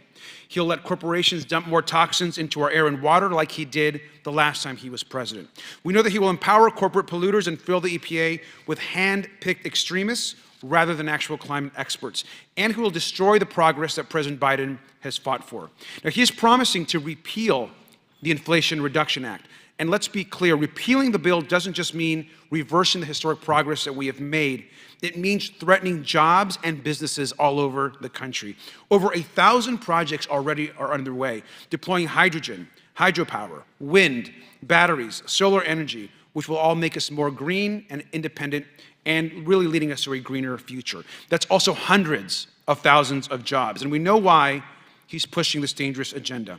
Donald Trump met with big oil executives to promise to carry out their policy agenda in exchange for $1 billion in campaign contributions, which Oversight Democrats are actually investigating.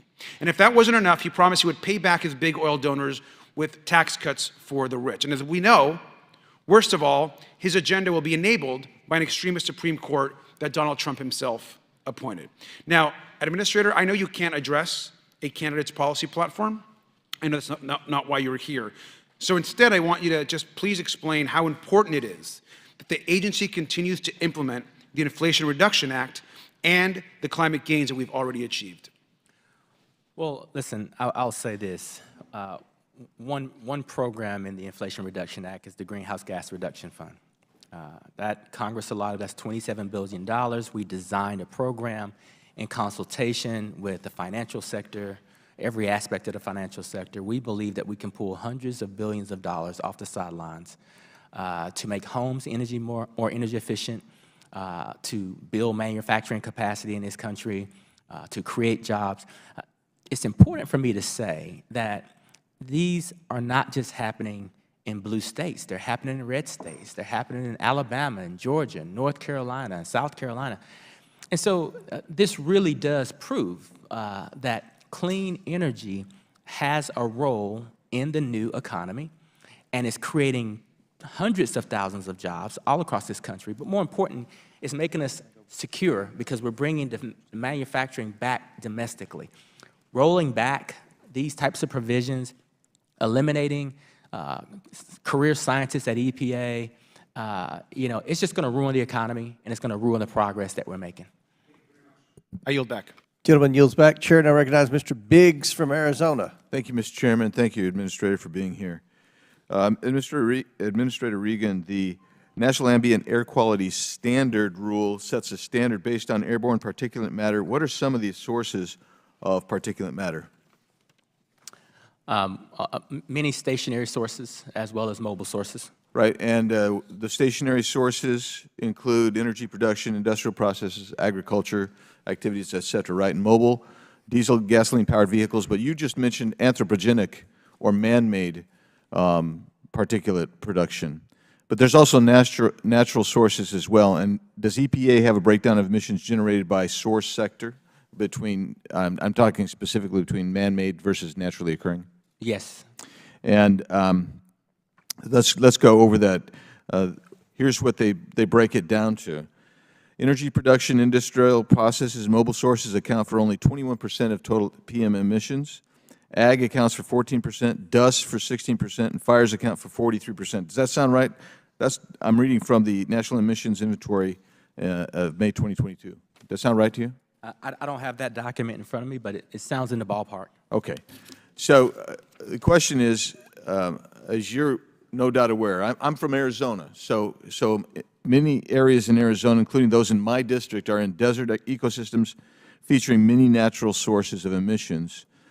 The May 2022 EPA policy assessment actually for Phoenix actually cites a 2011 dust storm as affecting particulates in Phoenix. We also have a drought that's been going on for 26 years. That contributes to wildfire risk. We have wildfires out there. And so my question for you ultimately becomes this. How do you propose that Arizona non-attainment areas with significant naturally occurring background particulate matter comply with the new standards that EPA has proposed? Well, I'm proud to say that because of consultation with members like you and others, when we look by the way, just clarify, not to interrupt. I'm interrupting, but I don't mean to be rude about it. You and I didn't ever consult, but go ahead. Yeah, yes. But we have consulted with members in Arizona and Nevada and places that you described, and this is why we have a very strong exceptional events policy. Monitoring technology is advanced enough to determine where the pollution comes from. And so we don't want to penalize states where we see an exacerbation of PM 2.5 that comes from a wildfire or a dust storm or something that is not man-made. So we have procedures in place. 99% of counties in this country are projected to meet the standard by 2032. And the reason that is because we don't count some of the things that you just laid out. Well, I'll just tell you that I invite you to come out and live in Arizona for about 6 months in the Phoenix metro area, and the #1 particulate, it ain't pollution caused by man, it is caused by dust storms and dust coming out. And we've been counseled, go ahead and wet it down. Use that if you're going to stir up dust. Now, that's absurd. I want to get to another question, another area real quick, and that is on May 8th, 2024, EPA formally awarded less than $2 billion of its $42 billion in IRA-related funding. Is that accurate? I mean, that's just about 2 months ago. Is that accurate that you've only awarded $2 billion of the 42 out of IRA? I'd have to get back to you. I don't have that number in front of me. The reason I ask is because that's supposed to expire on September 30th, and that's $27 billion in EPA funding under the IRA, which will not have been disseminated. And the reason that that's important is because I want to know if you have any in the pipeline that you're going to grant before the end of September 30th this fiscal year, or does it, or is that $2 billion that in total? Is that going to be it? Can you find that out for me if you don't know that today? Yes, I mean, I'm making the assumption, which I believe is true, is that it's going to be in the pipeline and pushed out before. But let me be specific and get back to my staff on that. I would like that. I appreciate that very much. Last question, last area is we've had 3 recent cases, one a little older, and that's the West Virginia case.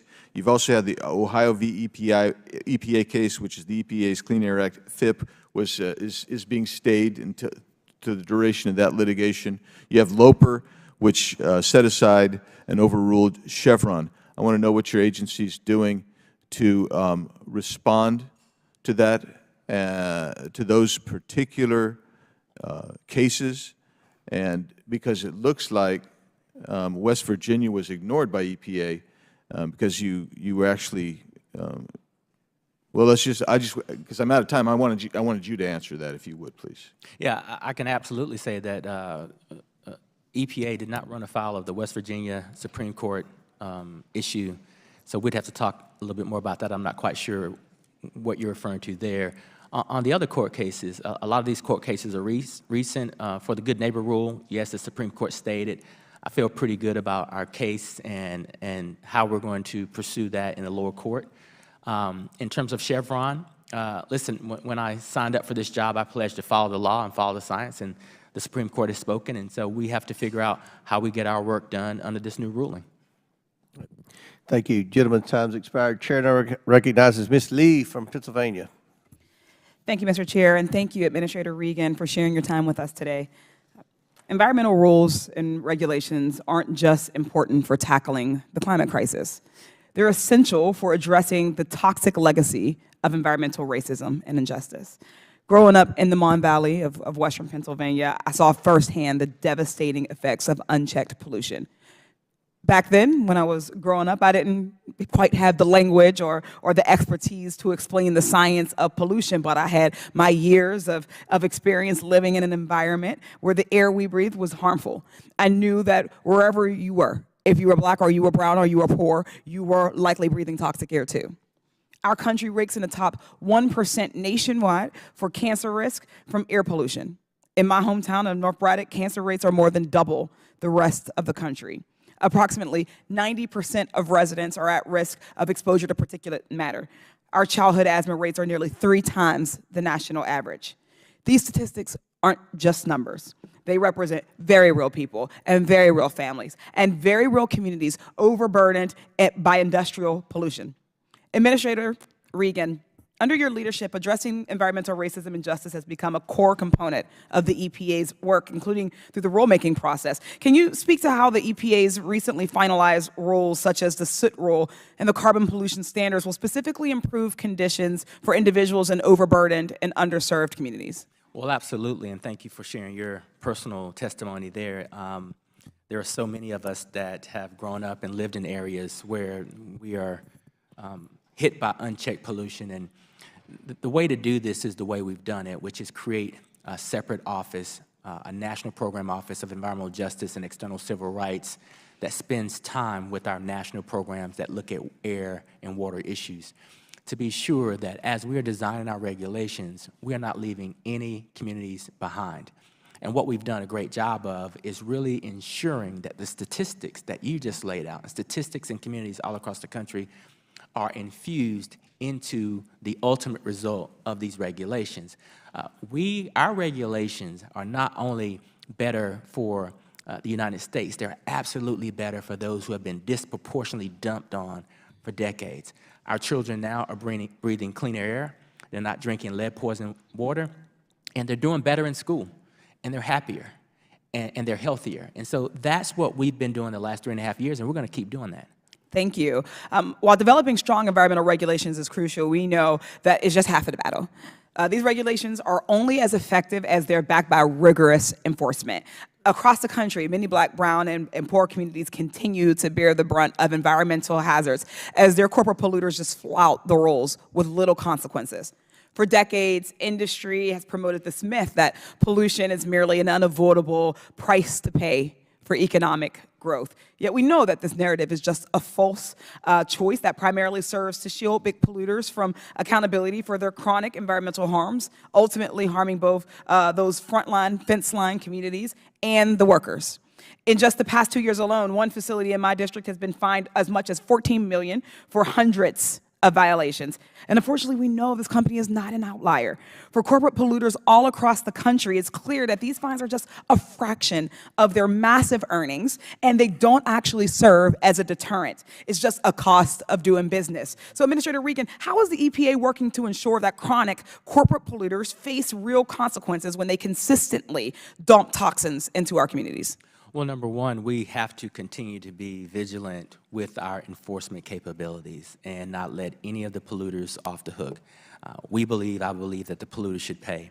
But secondly, as we take a look at these facilities, there's communication with the arms of our office that design regulations that show many of these companies can not only meet these standards, they can go below. So when we design a new regulation, then there are stiffer penalties associated with those newer regulations. So as we ramp down pollution through a regulatory approach, we also give our enforcement teams more authority to hit them a little bit harder. So what additional enforcement authorities does the EPA need from Congress to address this, the chronic polluters effectively? Well, you know, I think, listen, we have a very strong enforcement team. I think the only limitations we have is does the fine match the action, which you've laid out? And I think we have some statutory constraints in terms of just how much we can fine a facility. Some of these facilities have very egregious behavior, as you've laid out, but the statutory authority only allows for us to fine them a certain amount. And so if those amounts are raised and are proportionate to the crime, we will do our job and we will hold those polluters accountable. Thank you, Administrator, for your time. I yield back. Gentlelady yields back. Chair now recognizes Mr. Grofman from Wisconsin. I represent Wisconsin. I think a lot of people don't know it, but Wisconsin has the highest percentage of manufacturing jobs in the country. Did you know that, Administrator Regan? I did. Man, that's my type of guy. That's great. Okay, so you know we have a little bit of a problem, though, with our Wisconsin manufacturing along Lake Michigan. You know, Milwaukee County, the counties to the north of there, Ozaukee, Sheboygan County, and that it's ruled non-attainment because of high ozone levels. Now, those ozone levels only occur in certain days along Lake Michigan, and it's something to do about the interaction of the sun and the lake and that sort of thing. And even insofar as there's pollution on Lake Michigan, most of that pollution comes up from Chicago or even further south. So in other words, even if there are no factories in Milwaukee or the counties north of there, we might be in non-attainment. And because we're in non-attainment, it results in having to do things like having special tests on your car.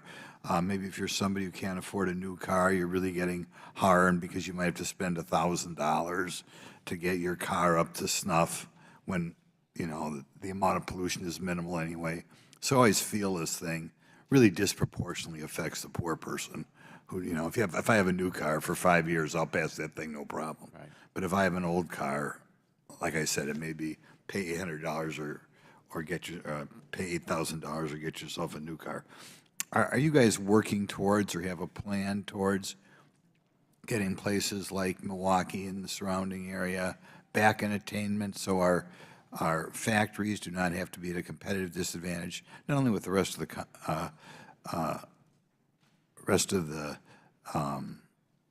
country, but the rest of the world?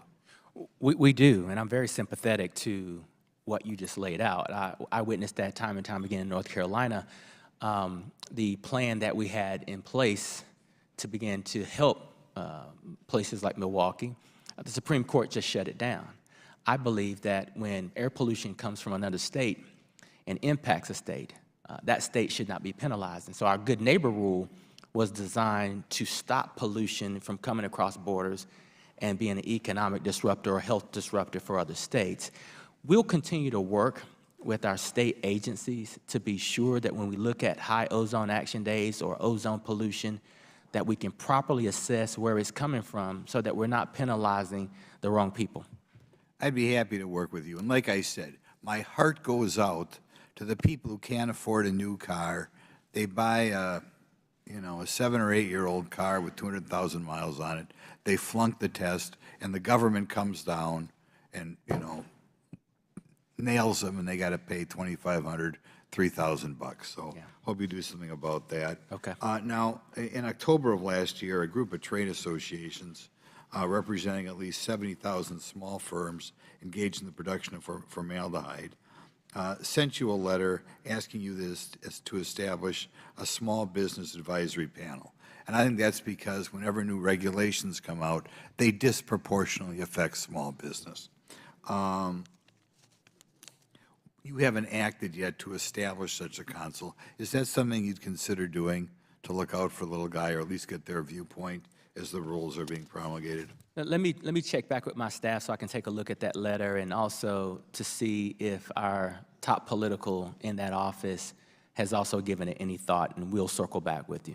Thank you. I'm glad you're here today, by the way. Previously, the Environmental Protection Agency told Congress it would consider all credible and readily available assessments, and this is with regard to the TSCA risk evaluation of formaldehyde based on IRIS value. Despite this promise, why has the EPA decided to rely on the IRIS value for ethylene oxide, formaldehyde, and other chemistries and ignore other regulation? So if I believe I understand your question correctly, IRIS is just one of the tools that we use in the regulatory process. Now, IRIS is very valid and is used and respected by states and federal agencies and international bodies. So that IRIS value and the work that goes into that is widely accepted, but it's one tool in our toolbox as we make determinations on chemicals. Okay, at least I'm told you have a value for ethylene oxide that's 19,000 times lower than naturally occurring levels of ethylene oxide in the human body. In other words, you're looking for a tolerance that is just tiny. I mean, we would be more worried about what's naturally occurring in my body. Could you look at that stuff again, see if you feel you guys are going a little bit overboard, and then look and see what they're doing in other countries? Because it's very frustrating when I have the businesses in my office explaining, these are the standards in Europe, these are the standards in Asia. Why is it so much more almost impossible standards that our businesses in America have to live under? Yes, let me get our staffs together and we can go through that. Yep, I'll give you a call, and again, thanks for coming over here. Really appreciate it. Looking forward to your call. Gentleman's time's expired. Chair recognizes Mr. Infume from Maryland. Thank you, Mr. Chairman and Mr. Ranking Member. I appreciate the opportunity, Mr. Regan, to have an opportunity to talk with you and to welcome you to this committee. I don't know what to say except that the gentlewoman who was here earlier said, "Welcome to Oversight." It's challenging sometimes, but this issue before us is very, very important. I want to commend you, Mr. Administrator, for the critical role that you have played in our fight against climate change and reducing the public exposure to air pollution and toxins. My district in Baltimore has reaped the benefits of the Biden administration's commitment to environmental justice firsthand. And more specifically, you may be familiar with the Baltimore-based Green and Healthy Homes Initiative, which was selected to serve as one of 11 regional grant makers under EPA's Environmental Justice Thriving Communities grant-making program. It was created by the Inflation Reduction Act. It's working well in Baltimore, and my assumption is that it's working well in other cities that are just not here to talk about it today. On a personal level, like many of my colleagues, I'm concerned about our nation's carbon footprint. I'm concerned about deforestation and what it's doing, about lead poisoning and water pollution about climate change, which has not been referenced here enough, I think, today, and about all the respiratory diseases that people are faced with, particularly people in communities where they cannot move. They don't have the mobility to get away from toxic sites and dumping and all the things that go with it. And so if I can speak at all today, I want to speak on behalf of those people, because our job at the end of the day is to preserve and protect the environment and to protect the people who cannot get away from the environment they are in.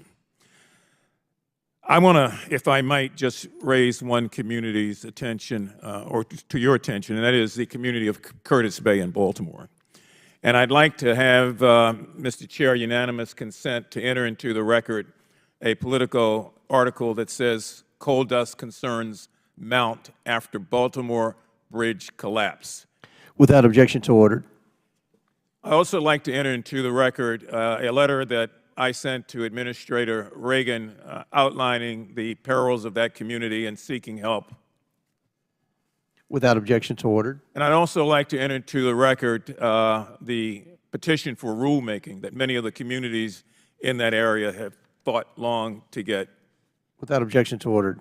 And if I might, I want to commend people who are kind of nameless and faceless in one of those communities, like Mr. David Jones in Curtis Bay, Greg Saltell, president of the Curtis Bay Community Association, Mike Middleton, Dr. Melanie Thomas, Angela Smothers, Johns Hopkins Bloomberg School of Public Health, and Coal-Free Curtis Bay, all of which are working together and have been for a long time to underscore the problem that I want to take a moment to talk about, and that's the moment that I have before me.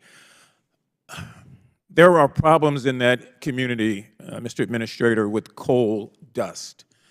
When the bridge collapsed, the mounds of coal continued to increase. We've tried to have discussions with CXX and others who are around and responsible in many respects for the mounds of coal. Those discussions have gone nowhere at all. They've been cute and courteous, but we haven't seen a change from them.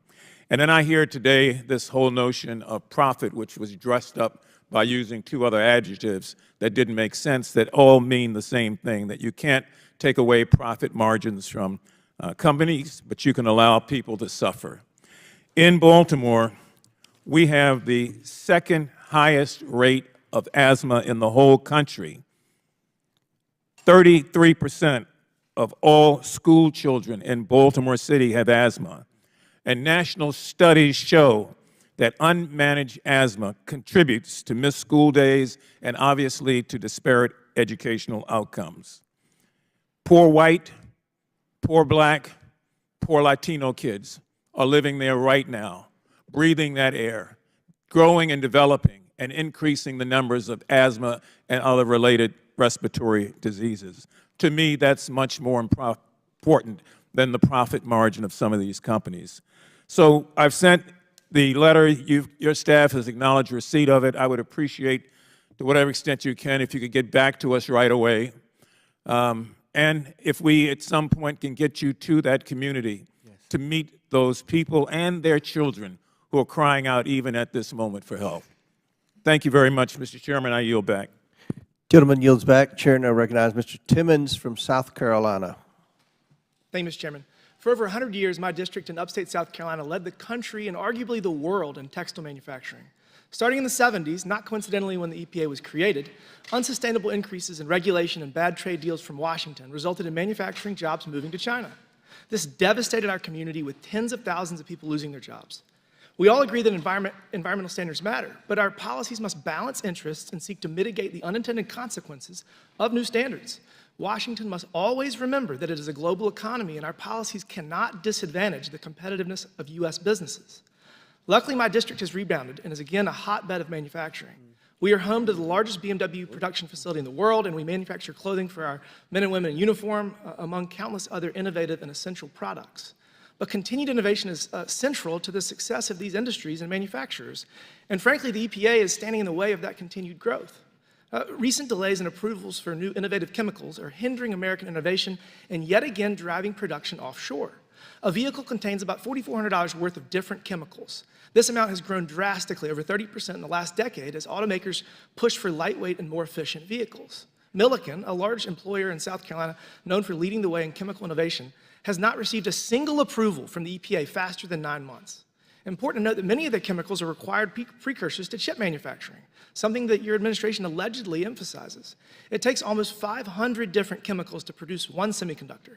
American businesses on the cutting edge of alleged Biden administration priorities are suffering the consequence of a mismanaged system. So it seems history is again repeating itself. It goes something like this. Washington intervenes, regulation increases, companies relocate overseas, and American workers suffer. As you know, under the Toxic Substances Control Act, the EPA is statutorily mandated to make a determination within 90 days of a manufacturer submitting an application. Despite this requirement, the EPA is not making timely reviews. Recent data shows 88% of the 408 pending pre-manufacturer notices are beyond 90 days. Even worse, 243 new chemicals have been in the system for over 365 days, an entire year. How can we expect American companies to be on the cutting edge of innovation when large chunks of our government cannot even follow its own mandates? This backlog is just wholly unacceptable. This has been a consistent problem in the last 3.5 years. So my question is this, Administrator Regan, what is the EPA doing to reduce delays and improve performance? Yes. Well, let me start, Mr. Timmons, by saying I agree with you. And we petitioned Congress, and in 2022 and 2023, Congress gave us small increases. We more than doubled the number of new chemical reviews per month, and we cleared out more than half of the backlog that we inherited from the previous administration. Now, this time, that budget was cut. So we okay, would make it. I appreciate that answer. Let me show you really quick. I don't think that that's accurate. It's not a funding issue, and you're not doing more with less. You're actually doing less with more. As you can see from this chart, you look right here. We were processing almost double the number of applications relative to 4 years ago, and your funding has gone up $20 million. So I just don't think that that's accurate. Again, in fiscal year 2017, the Office of Pollution Prevention and Toxics received $62 million and completed 469 new chemical reviews. In fiscal year 2023, the same office received $95.3 million and only completed 142 requests. So, I mean, I just don't think that you are being effective with your money. You've received more and your outcome is worse. In your opening testimony, you stated that the goal of your organization is to ensure that American innovation leads us into the future. Yet the EPA has clearly reduced its efficiency. And what's worse is that you've increased application costs. You've received 50% more funds compared to 4 years ago, reduced the application process by over 60% compared to 4 years ago. And you have the audacity to implement an exorbitant price increase for PMN applications from $19,000 to $37,000. Manufacturers are paying more and getting more delays and more uncertainty. I don't know where this money is going if it's not being used to complete more reviews, because it's not helping American businesses. I'll close with this. There have to be procedural steps that you can take to improve efficiency and timeliness. I would suggest maybe you ask the EPA administrator under the previous administration. We have $35 trillion in debt, and we're adding $1 trillion to our debt every 100 days. We have to do more with less, not as your agency over the last 3 years has done less with more. I hope you can take a look at this issue and respond in writing with what steps the EPA can take to address this problem. And with that, Mr. Chairman, I yield back. Thank you. Gentleman yields back. Chair now recognizes Mr. Frost from Florida for 5 minutes. Thank you, Mr. Chairman, and thank you, Administrator Regan, for being here. I appreciate the great work that you do. And I hope a lot of members that are bringing up concerns with the office will actually follow up with y'all and create a good relationship with you instead of just taking 5 minutes to get a clip for YouTube or whatever to post online. Many Floridians acutely recognize that their future is at stake in discussions about climate policy. We're a frontline community, we're a frontline state. Not long ago, I met with Orange County Utilities, the water provider for communities like the area of Bithlo, which is in my district. Most of Bithlo doesn't have access to municipal water and wastewater, only using wells and septic systems. Thanks to ARPA, the American Rescue Plan, Orange County is able to invest $12.6 million in the rural community of Bithlo. Future phases will require further investment, and implementation has begun on phase 1 of the transformational rural water infrastructure project in a portion of the community of Bithlo. We're also looking forward to having the Region 4 administrator visit Bithlo to provide technical assistance resources. I also want to uplift the historic town of Eatonville, which is also in my district. Eatonville is the country's first and oldest black municipality. They are finalizing awards from the EPA's SRF program through the Clean Water Projects and Drinking Water Initiatives. And so we're excited about that and appreciate the EPA for your work. For those who don't know, last year the EPA established the National Environmental Youth Advisory Council. The council met earlier this year for 2 days on February 28th and 29th, and of course I was honored to be at the launch of this council last year. Administrator Regan, during the 2-day inaugural session of the National Environmental Youth Advisory Council, what recommendations or points of focus stood out to you the most, and how do you plan to incorporate them in your vision for the agency? Well, first of all, thank you for joining us last November. I think the young people were more excited to see you than see me, so you gave us some street cred there. Yeah, we pulled together 16 of some of the smartest young people from across the country, ages 16 to 29. And they spoke very passionately about, number one, our ineffective ability to communicate and connect with young people. Bringing the bureaucratic conversations down a notch. And so we have looked at our education, our outreach, our social media strategies to be sure that our information is getting to folks. Number two, they have made a number of suggestions on how young people can be more involved in our regulation making, our regulatory opportunities. They have given us a number of recommendations that we're still combing through.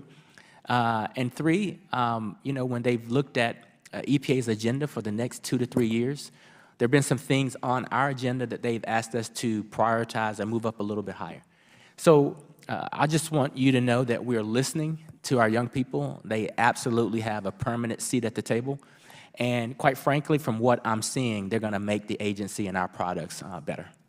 That's amazing. Thank you so much. Last April, the EPA put out a national scale report showing how climate change and the climate crisis is disproportionately harming our nation's children.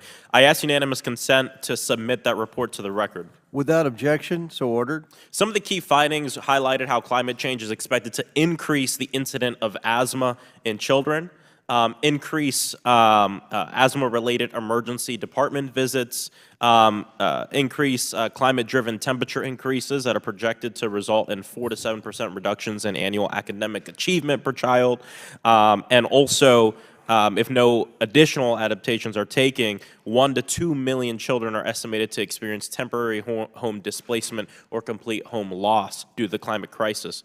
With at least half of the National Youth Advisory Council members coming from or working primarily in disadvantaged communities, how is the EPA ensuring that these voices are not only heard, but their concerns are acted upon in a meaningful way? Absolutely. As we push these reports out, we in between sessions, ensure that they have this level of information. Each session, this is a FACA, this is a formal group, so each session they have with me and my leadership team, they come prepared with recommendations that they adopt or we adopt procedurally. And so it's my hope at the next meeting, they'll come fully prepared to discuss this report along with a series of reports that we are pushing to this group. Well, I thank you so much for bringing young people to the table to be a part of the great work the EPA is doing. As we know, young people are disproportionately impacted by the climate crisis, and I think we all know the cost of not doing anything is far greater, or the cost of not doing anything is far greater than the cost of waiting. We have to ensure that we defeat the climate crisis and do everything we can. Thank you so much, and I yield back. Gentleman yields back. Chair, and I recognize Mr. Burleson from Missouri for 5 minutes. Administrator Regan, on March 28th of 2022, you revoked a policy that was put in place by the Trump administration that was designed to protect taxpayer dollars by curbing some of the impact of these special interest groups that use sue and settlement agreements.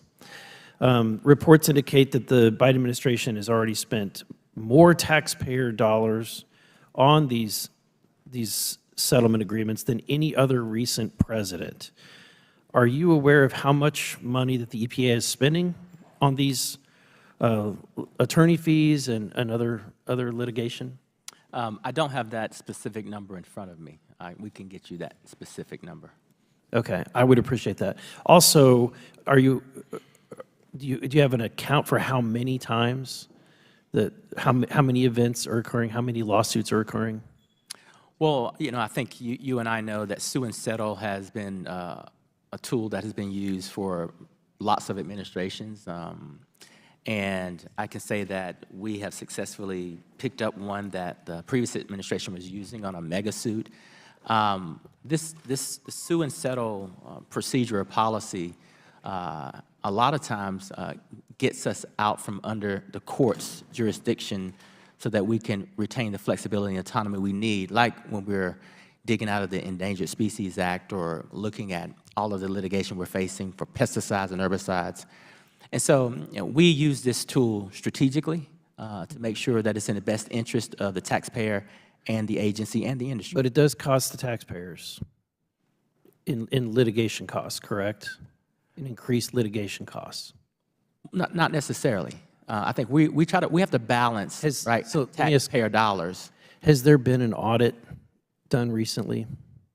An audit done? Right. When was the last time that an audit was done in relation to using taxpayer dollars for these sue and settlement agreements? Yeah, I'm not sure when that last audit was done. My staff note that the last time they could find it was 2011, which is not at all recent. In a briefing that you provided... 2011? Yeah, 2011. Might be time for another one. We should check that. We'll check that fact. And I wanted to kind of, with the limited time that I have, jump to an issue that's important to the Midwest, and that is, and I thought the Biden administration noted that this was an important problem when they recognized that meat packers, I think it's even on the White House's website, that they have a plan to try to bring more competition, try to bring more resiliency to the meat processing industry, and yet one of the sue and settlement agreements and rules has caused a new rule to be proposed by the EPA that will have, according to meat processors, particularly small meat processors, very, very detrimental, if not devastating, impact. Are you aware of the inconsistency or the impact that might have on small meat processors? I'd have to circle. I mean, Tom Vilsack and I have been working hand in hand on looking at the administration's position on meat packing, and I would venture to say that our regulation is in concert with the direction of USDA.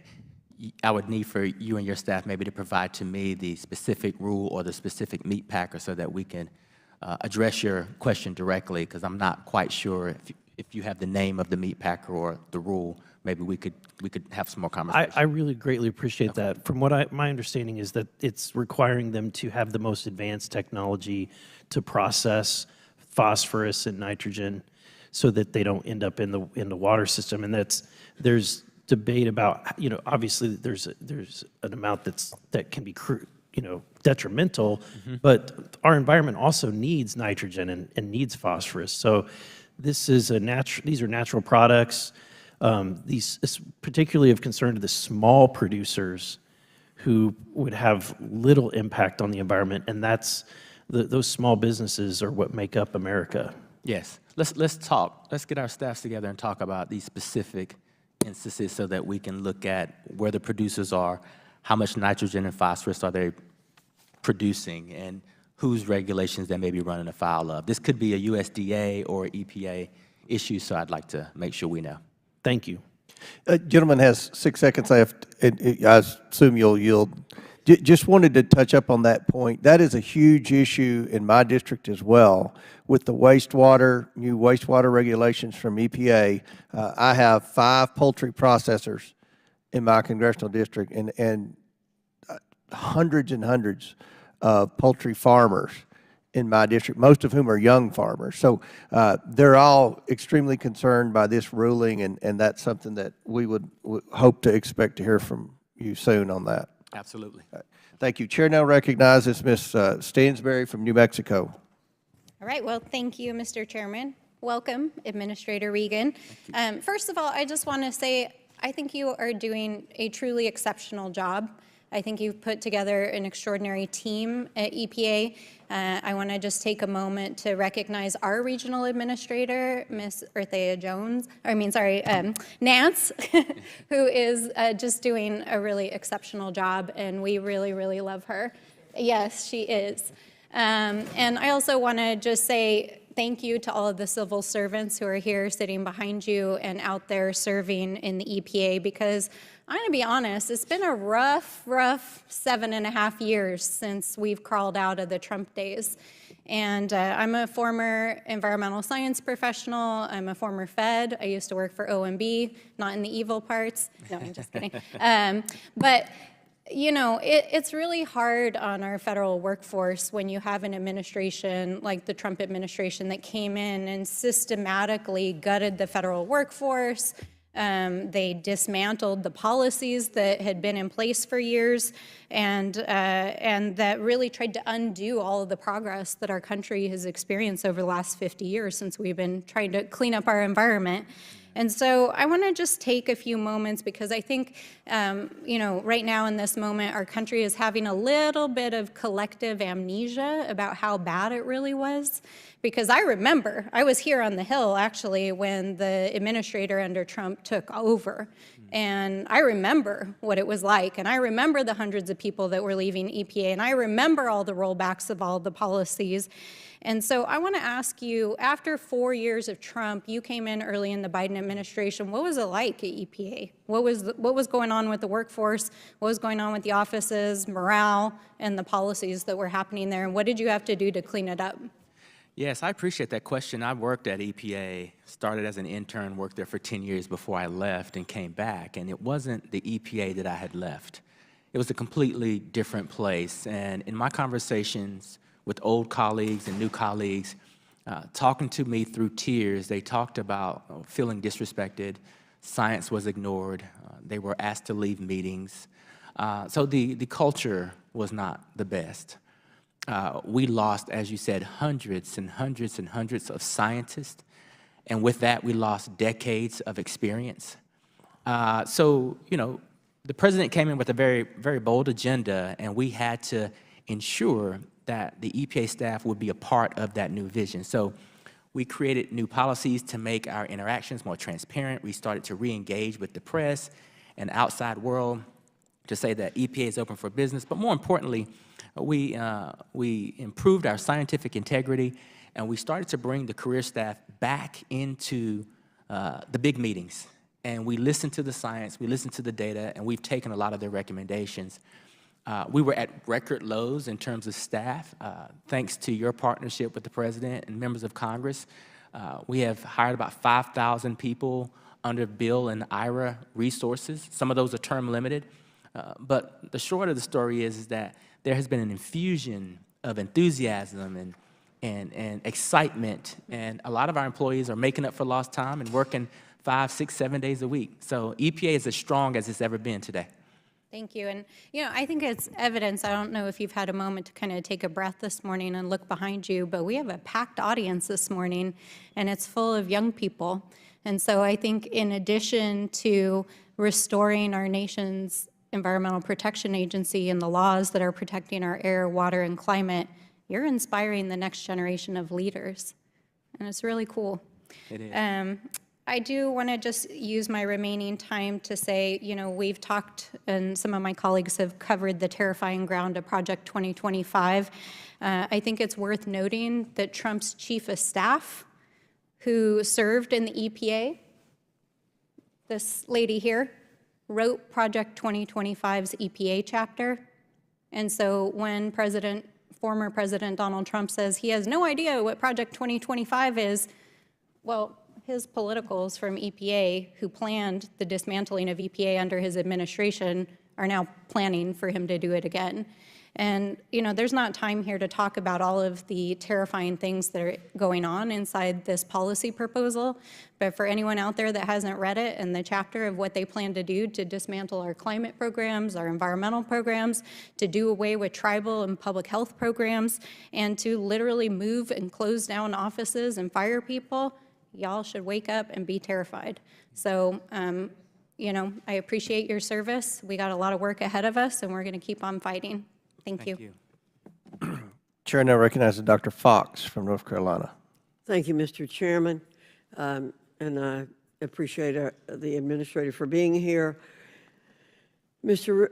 Regan, the Biden-era EPA has managed to add $1.3 trillion in cost on Americans. In contrast, in 8 years, the Obama EPA added only about $300 billion in cost. Can you help me understand how the Biden EPA under your watch has found so many new ways to impose costs on the American people? Well, I'm not quite sure if I agree with that level of cost, but what we've attempted to do is to balance cost-benefit analysis, cost-effective technologies, providing the market some certainty while also protecting the environment and public health. We think that we're walking and chewing gum at the same time and doing it in a way where we're not sacrificing the economy.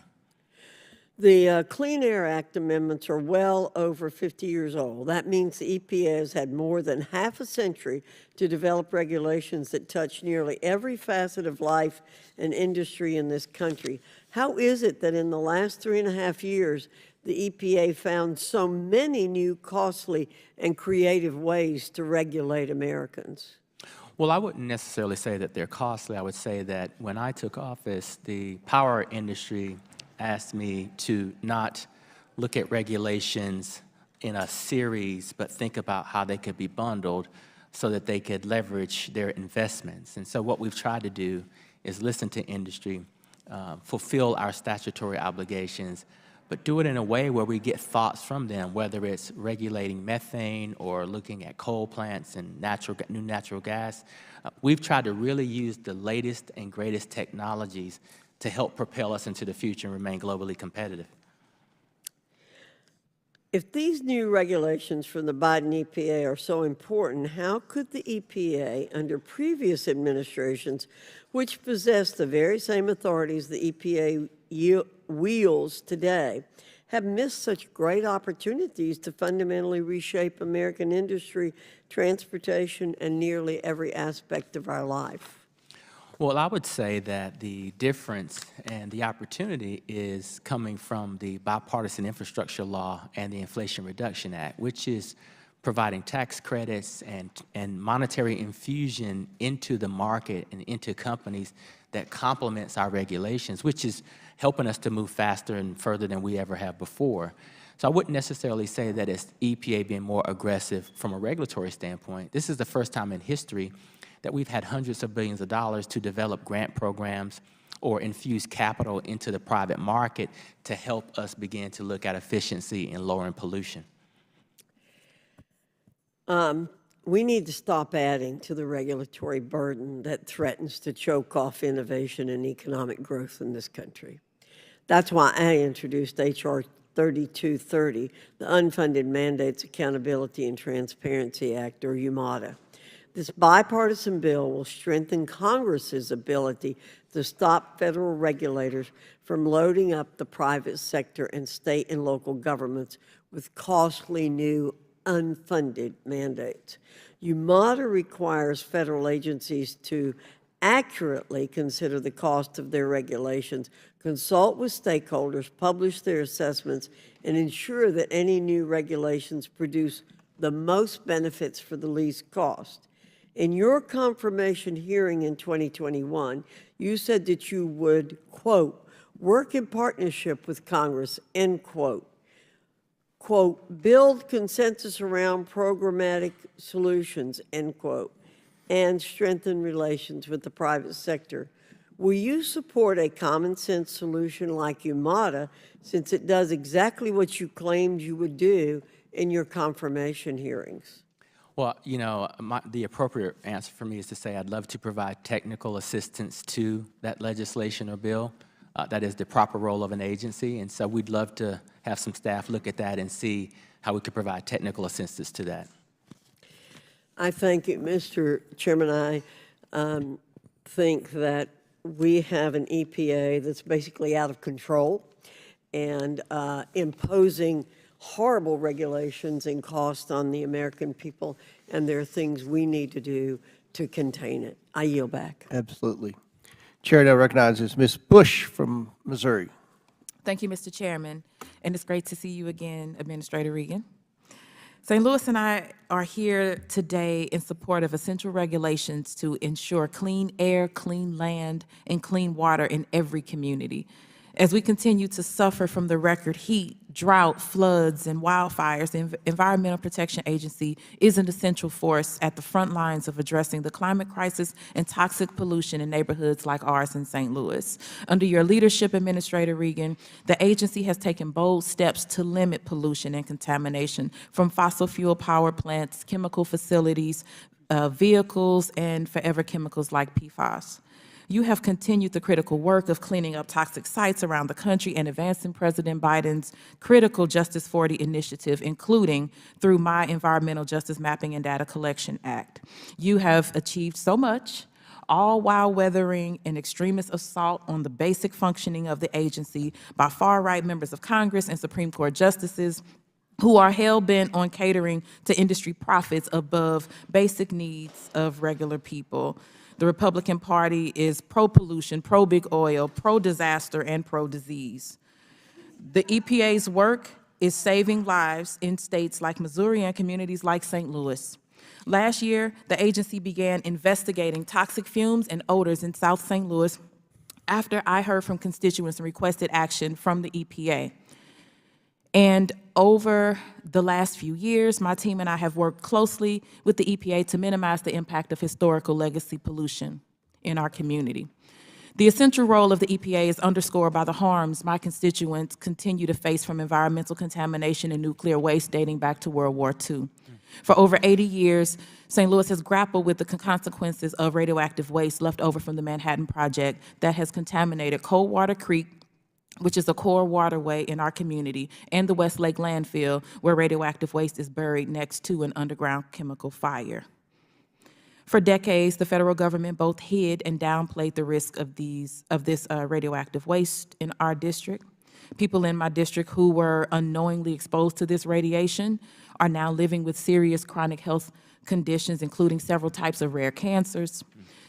As this toxic waste exposure continues to devastate my community, neither the federal government nor the private sector contractors who reaped profits from it have provided financial compensation to the victims of the Manhattan Project in my district, and we know who this exposure disproportionately impacts.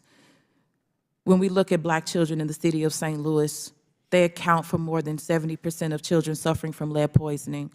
Our Black and brown children in our community are also 10 times more likely than white children to go to the emergency room for asthma. That's why these issues are personal to me. It's why I worked with Ranking Member Raskin to secure a GAO report on how to improve remediation efforts at nuclear contamination sites. That's why I've successfully pushed to include my Environmental Justice Mapping and Data Collection Act in the Inflation Reduction Act. That's why the House, under a Democratic majority, passed several of my amendments relating to toxic exposure. That's why I have worked closely with Secretary Granholm and the Department of Energy to ensure the EPA has the resources necessary to clean up Westlake landfill. And that is why I am pushing hard for Congress to reauthorize the Radiation Exposure Compensation Act, which provides health screenings and compensation for people sickened by U.S. testing of nuclear weapons, as well as expanded to communities like St. Louis and other areas that have been historically excluded. In March, the Senate passed bipartisan legislation to do just that, but Speaker Johnson refused to take action to help the people who need it most and their families, and RECA expired over a month ago. That is appalling. It's an appalling failure of governance by the Speaker, and disproportionately Black and brown communities like mine continue to bear the brunt of our government's failure to tackle the crisis of toxic waste and climate change. That is what we mean when we talk about environmental justice. in the Green New Deal and investments in clean energy. We're talking about doing everything we can to ensure every single person has access to clean air, clean water, no matter where they live, no matter their skin color or how much money they have. So Administrator Regan, which communities are disproportionately affected by environmental contamination, and what are the tangible benefits when contamination is successfully remediated? Well, I'd like to say that, first of all, thank you for your leadership on this topic. And as I've traveled the country, whether you're poor in Appalachia or Lowndes County, Alabama, or St. Louis, the disproportionate impact on children and on people is unacceptable. And the Bipartisan Infrastructure Law and the Inflation Reduction Act has offered lots of opportunities to begin to correct these wrongs, whether it is looking at brownfields and Superfund sites and partnering with DOE to clean up that radiation and that pollution, or whether it's ripping out these lead-laced lines that are feeding water, drinking water to our children. We have seen a profound effect across this country for low-income, black, brown, tribal communities, thanks to the partnership between Congress and the President in both bill and IRA, and we'll continue to see that. And let me just say that whether you're in the South or the North, when you see pipes protruding from homes and the waste going into the very yards that the children are playing in, because there's not a wastewater treatment facility in place, your heart really goes out. And so thank you for inviting me to your district to look at improving that wastewater treatment facility. And we're trying to do that all over the country. Absolutely. Thank you, and I yield back. Thank you, Mr. Chairman. Chair recognizes Ms. McClain from Michigan. Thank you, Mr. Chairman, and thank you, Mr. Regan, for being here today. I appreciate it. I want to shift our focus a little bit to our dependency on China. Simply put, I have a concern that the EV mandates make us more dependent on China. And that's what I'd like to talk about today, is the dependency that we have on China. So I need to start with, do you believe that the EV mandates make us more dependent on China? You know, we don't have an EV mandate. We have a rule that offers. Are you familiar with the Biden administration's mandate that 70% of all vehicles produced by 2030 need to be EV? When you look at the regulation. Are you familiar with that, or am I mistaken? That isn't. It's not 70%. When you look at the. What is it then? When you look at the. What is it then? When you look at the. What is it then? You're looking at. What is it? Mr. Chairman, would the gentlelady allow him to answer? Yeah, if he'll answer the question I would ask, I would love an answer to the question. He's trying to answer it. Ms. McClain's time. It's a. Very quickly, there are a combination of technologies that can meet an environmental standard, and the regulation suggests that up to 60% could be met with EVs. But that rule could also be met with plug-in hybrids. Okay, so we are not, there is not a mandate that 70% of vehicles need to be EV mandated by 2030. No. Okay, all right, that is great. I am really going to be excited to go back and talk to our people in the great state of Michigan talking about the EV mandates, that there really are no EV mandates. So we really, the auto industry doesn't need that. We shouldn't be giving incentives then because there's no mandate. Well, I don't think the auto industry or the UAW would have stood with me when we announced the rule if it was a mandate. So I clearly. So there's no, I am excited to hear about this because from everything that I've heard from the UAW, from the auto workers, is that we need to give a lot of incentives. I mean, I think we give $7,500 of incentives for people to buy EVs that don't work, by the way, that there are no mandates. So just to make sure that I'm clear, and I want to make sure that I am clear, there are no mandates by the EPA as it pertains to combustion engines by the year 2030. No. Wonderful. There are no mandates. Thank you. Yeah. Thank you. That is fantastic. With that, I'm going to yield back. Would you mind yielding the remainder of your time? I yield the remainder of my time. Thank you. Mr. Regan, I'm curious, when was the last time you met with President Biden face-to-face? I was with the president maybe less than 2 months ago. Can you describe that meeting and who was in attendance? We flew from D.C. to Charlotte, North Carolina, to meet with some law enforcement officers who'd been gunned down while they were trying to serve a search warrant. He met with individual families, spent time with them, talked to them about his personal loss and how to move forward and his belief in God and Christ. And he then left there, and we went to an event in Wilmington, North Carolina, where we did an engagement on lead pipes, and he gave a speech and met with hundreds of people in North Carolina, if not thousands, to talk about the importance of lead exposure. We were just curious. Back to what Mr. Burleson said about the wastewater treatment issues in the poultry and meat packing industry. Is there ever any thought by the EPA when a rule is administered, an executive order, whatever you want to call it, is administered, as to what the cost will be, not only to the industry or the private business, but to the consumer? Because in my district, one poultry processing plant in West Kentucky makes all their chicken goes to Chick-fil-A. Another goes to McDonald's for chicken McNuggets. The cost of these everyday food supplies for working class Americans, these food sources, has significantly increased in the last 3 years. And one reason they've increased is because of excessive regulations. One reason is because of inflation, which I think is a result of excessive regulations. So just out of curiosity, does the EPA ever take into consideration when they make a drastic rule change how that will impact middle-class Americans? We do, and in this situation, Chairman Comer, we were petitioned to take a look at and begin to develop a regulation for this specific industry, and that's the process that we're going through. We didn't raise our hand and voluntarily say, let's go do this. We were petitioned by law. We have to respond to these petitions, and now we're looking at the wastewater discharge from some of these facilities. I want to let you know that I've instructed my team to engage with the industry, to engage with everyone who is familiar with this industry, because if we do anything, we want to do it correctly. Very good. Hopefully you'll take into account what the impact will be to average middle-class Americans who are struggling to pay their bills, struggling to pay their food bills, to put food on the tables for their families. Yes, sir. Chair now recognizes Ms. Tlaib from Michigan. Thank you so much, Chairman. Thank you so much, Administrator Regan, for being here. You've been to Detroit, you've been to Michigan several times.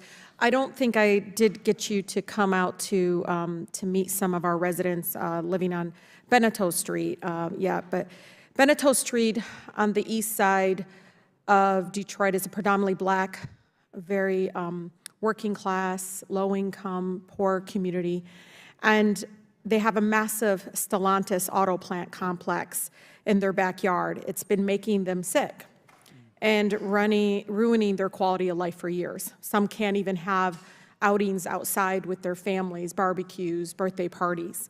The odor is unbearable. I've experienced it myself, Administrator. And state regulators in Michigan had issued Stellantis air permits, and they had the public meetings, they did the whole process, but they failed to ensure that they complied with the permit conditions. They were required, Stellantis was required to install pollution controls, and they failed to install them correctly. I think they withheld that information for months. I don't know if it was 6 months, 7 months, it was months. Even though the residents were saying something's wrong here, the odor, something's wrong here, there's something wrong. And again, they did not fix it for months. This is, our residents, one, they didn't feel believed by the state for a long time. But they also believe, wait, why are they always routinely, the state, approving pollution permits that they know are poisoning predominantly black, brown, immigrant, low-income communities across Michigan? So they worked with a nonprofit organization called the Great Lakes Environmental Law Center, and in November, I believe, or in 2021, they filed a Title VI civil rights case, a complaint. Are you familiar at all with it at all? Yes. Oh, good. Okay, so Administrator Shore and some of the members of the team at Region 5 talked to me about this. You know this. I mean, the EPA was pursuing an informal resolution agreement for more than a year with community members at the table, Administrator, and again, trying to get towards a resolution with the state. And all of a sudden, the state's like, nah, we don't want to talk to them anymore. And EPA was like, okay. Do you know why? Given that this is an active Title VI case, I can't. Microphone, make sure your microphone's on. Or, yeah, given that it's an active Title VI case, it's improper for me to comment on or speculate. Yeah, but it sounds like you guys are letting them off the hook. The leverage that we have as and I want you to know, I want them to feel like their lives are important under an administration that says they care about clean air and water, right? And it's hard for me, and no matter who's the president, administrator, I'm going to be very much always about holding them accountable. So as I understand, the law is clear. When there's an informal resolution agreement cannot be reached, EPA must investigate and issue findings that determine whether or not discrimination occurred. Why aren't we doing that? Why aren't we doing that? Let me take this concern back to our Title VI lawyers and team that's working on this. And we will keep you apprised as much as we can. And Administrator Regan, this is out of love and respect. I grew up in a neighborhood, honestly, I would come into my house as a little child, Chairman, smelling like rotten eggs. All my friends had asthma. I mean, it's awful. So I'm asking the EPA to take this complaint seriously. Yes. Set a precedent that you care and watch. No matter who is the governor, no matter who is in charge, it's important that we're consistent. And Mr.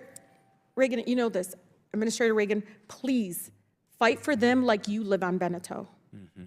Fight for them like you live there, because they have nobody else but us. Yeah. And we're blessed that we have a nonprofit that took the case, but we can't allow, again, politics and all these kinds of aspects come into play. We have to be consistent. Again, no one told them to look away when months and months and months went with them not complying with their own air permits. You know that. Companies put it in there. They sign it. They should comply with their own air permits, right? And again, I say this on behalf of many of my residents. We are doing good work in progress, but many of the young people, I know them. I have an 18-year-old at home.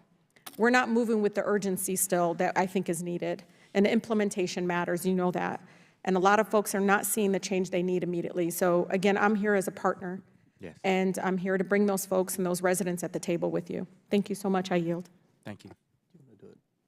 And I might add, we've gone on our side over about 1 minute and 45 seconds. I've agreed to yield that much time to the ranking member to get caught up, and then we'll proceed with the majority. Thank you kindly, Mr. Chairman, and I wanted to pose one question to Ms. Tlaib and then one to the administrator. You just made a very eloquent and passionate brief on behalf of the significance of enforcement, aggressive agency enforcement of the rules that we have under federal legislation. The Project 2025 plan that everybody's talking about, and our friend and colleague from North Carolina, Ms. Fox, talked about the importance of deregulation, that is loosening up regulation. And I wonder what you would say about that in general, and then also specifically about deregulation of corporations at a time that we're also hearing from our friends about the importance of regulating women's bodies and women's choices, with 1/3 of American women not being able to get access to an abortion in America, and also further crack down on birth control and IVF and so on. No, Ranking Member Raskin, it is bizarre. Even today, thinking about the fact that they consistently want to regulate the bodies of women, but also even the fact that our bodies are more regulated than even around the gun crisis, around the fact that right now, many of our constituents and our families continue to say to me, we have a right to breathe clean air, right? We have a right to access clean water, right, Rashida? Why aren't we working towards that? To allow corporations to have a free will of going ahead, because let me tell you, I don't care if you're red or blue state, they will poison your residents if you let them. They will. And so, shame on those that continue to promote this Project 2025. And again, the sense that corporations have all this free will, and they don't care about our public health. They care about the bottom line. They care about profiting off of the pollution they spew out to residents, especially ones that are currently struggling to even access health care right now. Well, thank you very much. I appreciate that. I'll have to get to the question to you later, Mr. Administrator. That gentleman's time's expired. Chair now recognizes the gentleman from Florida, who I have read is on the short list to be potentially the next Vice President of the United States. Mr. Donalds, for 5 minutes. Thank you, Mr. Chairman. Ambassador Regan, thank you for being here. Earlier this year, the D.C. Circuit, the D.C. District Court here actually invalidated EPA's designation that allowed the state of Florida to process Clean Water Act permit applications, a process that's been in place for the last 3 years. Our concern, obviously, in the Sunshine State is that EPA agreed to essentially give us primacy in going through that permit process as opposed to having to go through the Army Corps of Engineers. In short, does the EPA still stand beside the decision to give the state of Florida primacy with respect to proceeding with 404 permits for the Clean Water Act and Endangered Species Act? I believe that is the case, but let me circle back before I give you a definitive answer on where we are with that process. You believe you're still with us, or you're not?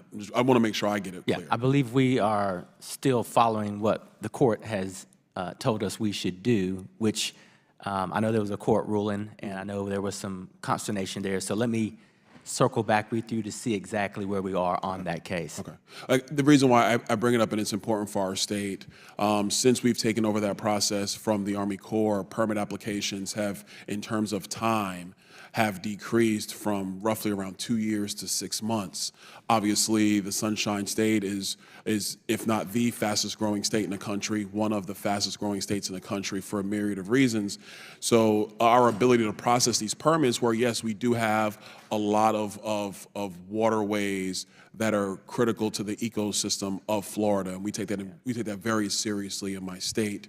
But I think it's important that whether it's Florida or any other state that has that flexibility, that you do have state administrators and state personnel with respect to environmental protection who do take this incredibly seriously, and being able to partner with EPA in order to be able to still process these applications that are important for our economy as well as our environment. That's something critical for us going forward. I hope that the EPA agrees with that. Absolutely, and as a former state regulator, I definitely understand the importance of the delegated authority, and I believe how we got to this situation where there were some concerns about the administration of the program, and I don't know if we resolved those or not, but I think the court has spoken on that, and so I'll circle back with you to see where we are on that. Okay, all right, thank you for that. I want to switch gears. Obviously, the EPA came out with the Clean Power Plan 2.0. My concerns are with a couple of things, but primarily 60% of all electricity generation in the United States comes from coal and natural gas. Under the EPA's Clean Power Plan 2.0, essentially coal will be regulated out of existence, and there will be additional burdens put on new natural gas plants that may or may not come online in the United States.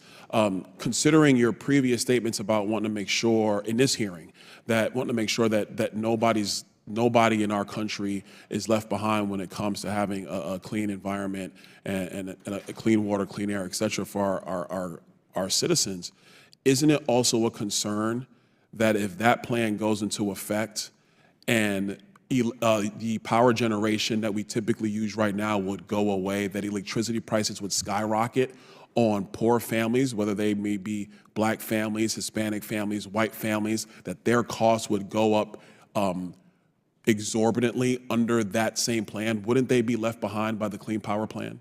Well, we spent a lot of time with the industry, with the grid operators, and here are the facts from our vantage point. Number one, these control technologies don't have to be put in until 2020, 2031, 2032, so we're talking about some time down the road. Number two, all of our cost estimates say that the actions we're taking will only potentially increase price by less than 1%. And number three, that the approach we're taking, because of the diligence that we've done, will not have any impact on reliability. To the point we were just discussing, this national rule is delegated to the states, and each state will design a state implementation plan that gives it flexibility on how it reaches these goals. Administrator, I got to cut you down because we've got 20 Yes, seconds, sure. congressional hearings. I'm going to respond with this. Whenever we get information from experts who say that costs will be contained in a certain strata, that typically is not the case. Even with the tax credits with the Inflation Reduction Act, CBO said it would cost around $260 billion. Wall Street is saying the value of those credits is upwards of $1.3 trillion and higher. So when you say that essentially regulating out coal and some aspects of natural gas in the United States will only lead to a 1% increase in electricity costs, that simply does not add up. And at the end of the day, whether it's 2024 or 2032, it is poor people in this country who are going to be left behind by that type of proposal. Chairman, I'm over my time. I yield back. Gentleman yields back. Chair now recognizes Ms. Presley from Massachusetts. Thank you, Administrator Regan. You know, the kids say it's 7 p.m. on Friday, 95 degrees, and that's because the climate crisis is real and it is here. Climate change isn't an abstract problem for people of a faraway future to solve. No one knows that better than our youth. And I know you agree because under your leadership, EPA created the first of its kind National Environmental Youth Advisory Council. And I'm proud that Osa Senega Idaha, one of my constituents from Hyde Park, is a member. Voices like his are essential to addressing this crisis. So when my colleagues across the aisle use platforms like this hearing to pretend that climate change is some hoax, I can't help but think about the stories I hear from our youth when I'm back home. Administrator Regan, are you familiar with urban heat islands? Yes, I am. EPA reviewed several studies and found that some communities in the United States, particularly those that are low income and with higher populations of people of color, have neighborhoods with higher temperatures compared to their surrounding areas. Take, for example, the district I represent, the Massachusetts 7th, where my constituents have been under constant heat advisories and feeling the consequences of urban heat islands on a daily basis this summer. The city of Chelsea, a predominantly Hispanic community in my district, can be 10 to 15 degrees hotter than neighboring communities in the Boston area on a given day. Administrator Regan, what are some of the primary causes of urban heat islands? Well, as we see a change in climate and intensity in heat, obviously when you lack natural spaces, natural resources, trees, grass, and the like, that heat just concentrates in the concrete and in the buildings. You also typically have these urban areas that may or may not be blocked by downwinds because of a mountain. And so in these isolated areas, all you have is a concentration of heat disproportionately impacting people who are already suffering, and you're exacerbating respiratory illnesses, asthma, and other illnesses. And so we've been working hard, especially thanks to your leadership and the President's leadership. When you look in the Inflation Reduction Act, that provides grant resources for cooling centers, for safe havens for our elderly or for our children to go to if they are living in some of these urban areas. It's 10 to 15 degrees more in your state. It's 10 to 15 degrees more in Atlanta. We've got these situations going on all across the country, and unfortunately, those who can afford it the most are getting hit the hardest. Yeah, and I'll just add, that's exactly why we knew anecdotally what communities would be hardest hit during the pandemic. It was a perfect overlay of heat maps with those communities that had the highest rate of COVID infections, hospitalizations, and fatalities. It's no accident that communities experiencing the worst of these causes are the same ones that have been on the front lines of historic inequities. Racist policies like redlining, where lenders would literally draw a red line around neighborhoods to deny services like mortgages and loans to Black and brown folks wanting to move in, have made it more likely for communities of color to be situated in formerly industrial areas that have more heat-trapping concrete and less tree cover. At the same time, folks living in these neighborhoods are also more likely to struggle with asthma, cardiovascular diseases, and other complex medical conditions that turn more deadly in the heat. In 2023 alone, we saw a record 2,300 people died due to excess heat, a figure that is considered an undercount by experts. So yes, environmental justice and health equity go hand in hand. The Biden-Harris administration has recognized this by delivering $2 billion in funding to climate justice community change grants. Administrator Regan, how will these new grants help communities like those that I represent in the MA 7th address the health risks associated with heat islands? There are significant opportunities, and the good part about it is that these solutions don't have to come top down. They're coming from the bottom up. These communities have had these solutions, and if they have more access to solar energy, they won't be afraid to run their air conditionings, but the bills will be lower, and they'll be healthier inside. Like I said earlier, if they can invest in cooling centers and have safe havens and safe places for their constituents, your constituents to go, that's a game changer. They've also, many cities have thought about creative things like painting the tops of buildings and with reflective light that push that heat back, or thinking about what type of material they use for their sidewalks. There are a lot of innovative ideas by young people, by people who have been thinking about this for a long period of time. They're competing for our grants, we're giving them the resources, and they are creating solutions for their communities. Thank you. I look forward to continuing to work with you, Administrator Regan, and the Office of Environmental Justice and External Civil Rights to protect these investments and ensuring communities have the resources they need to address these threats. Thank you. I yield back. Thank you. Gentlelady yields back. Chair now recognizes Mr. Burchett from Tennessee.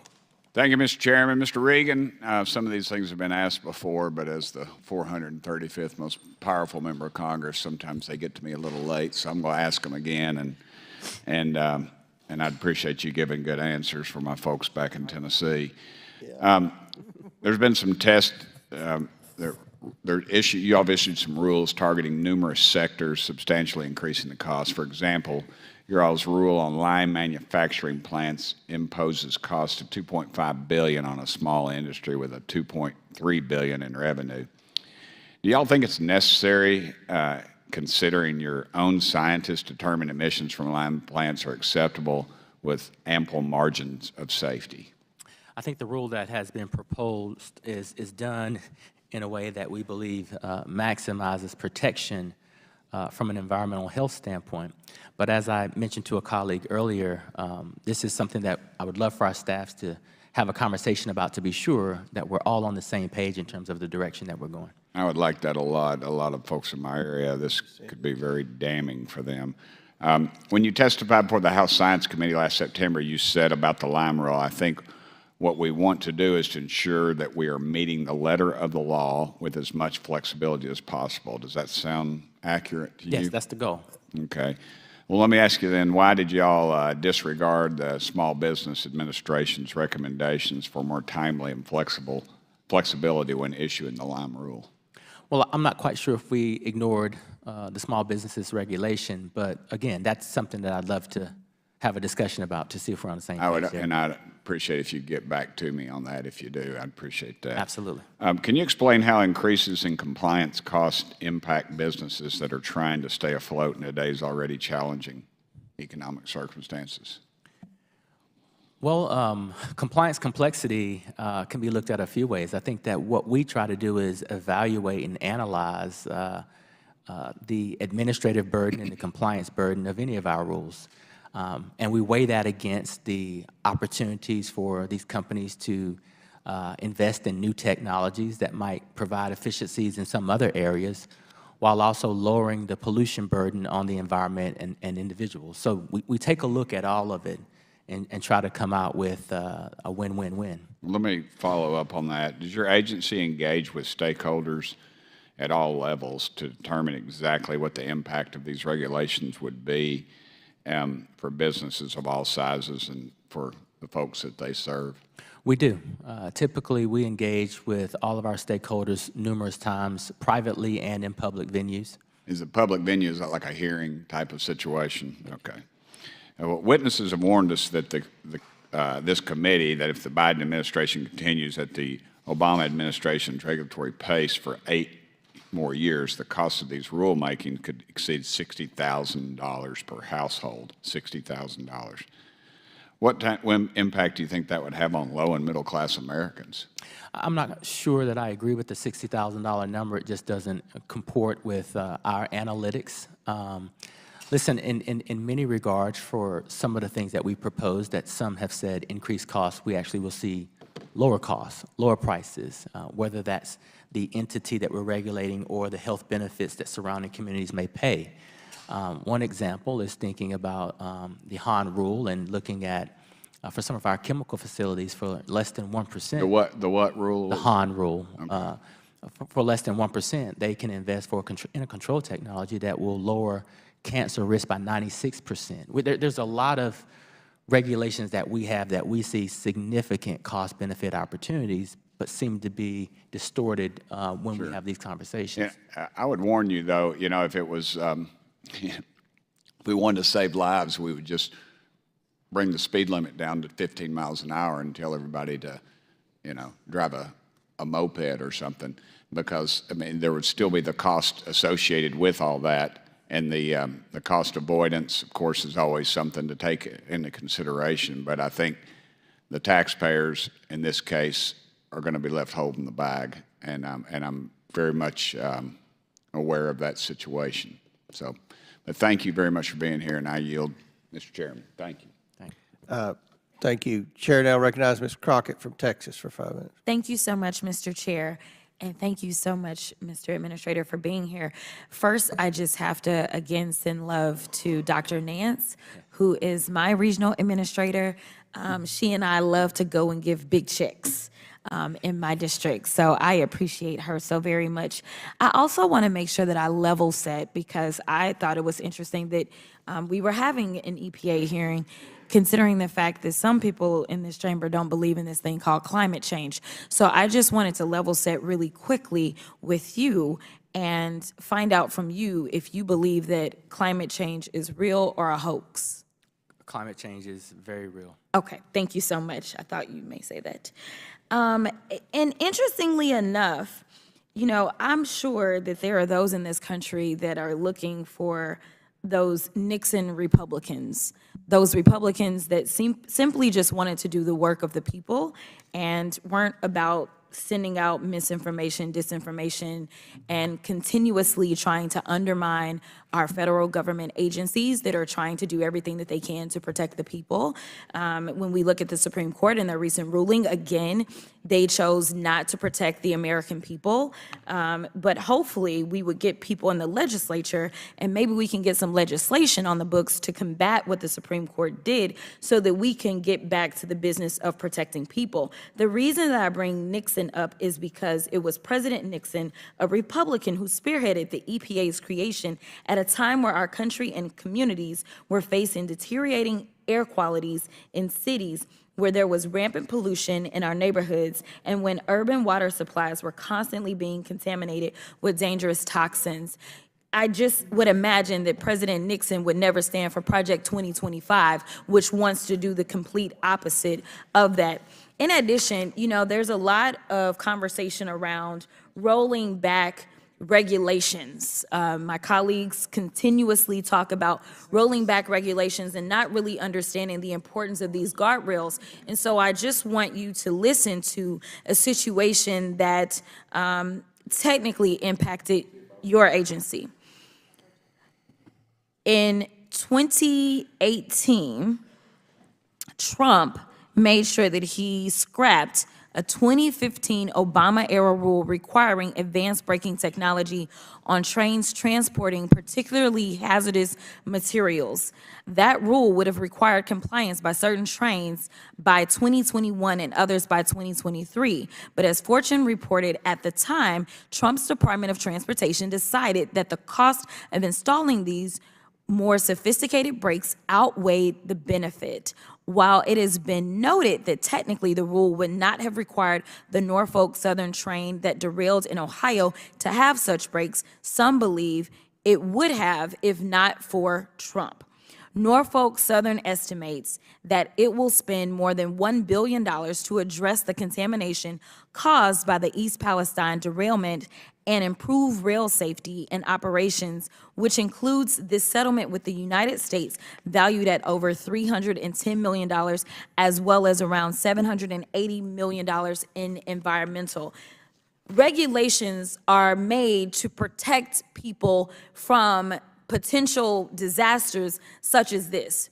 And I can pretty much probably guess that the people of East Palestine would have preferred that there would have been some protections that would have kept them from enduring that terrible situation. But I want to talk about a few other things, and then I will let you go. There's been all this talk about the money that you're getting, and all this talk about our debt. I just want to remind my colleagues that it is factual. It can be looked up. Under 4 years of the Trump administration, unlike any other administration in the history of this country, they somehow managed to rack up $8 trillion in debt in 4 years. But to be clear, in racking up that debt, it wasn't because they were trying to take care of agencies such as yours that are trying to protect people and make sure that they have clean air, clean water, clean soil.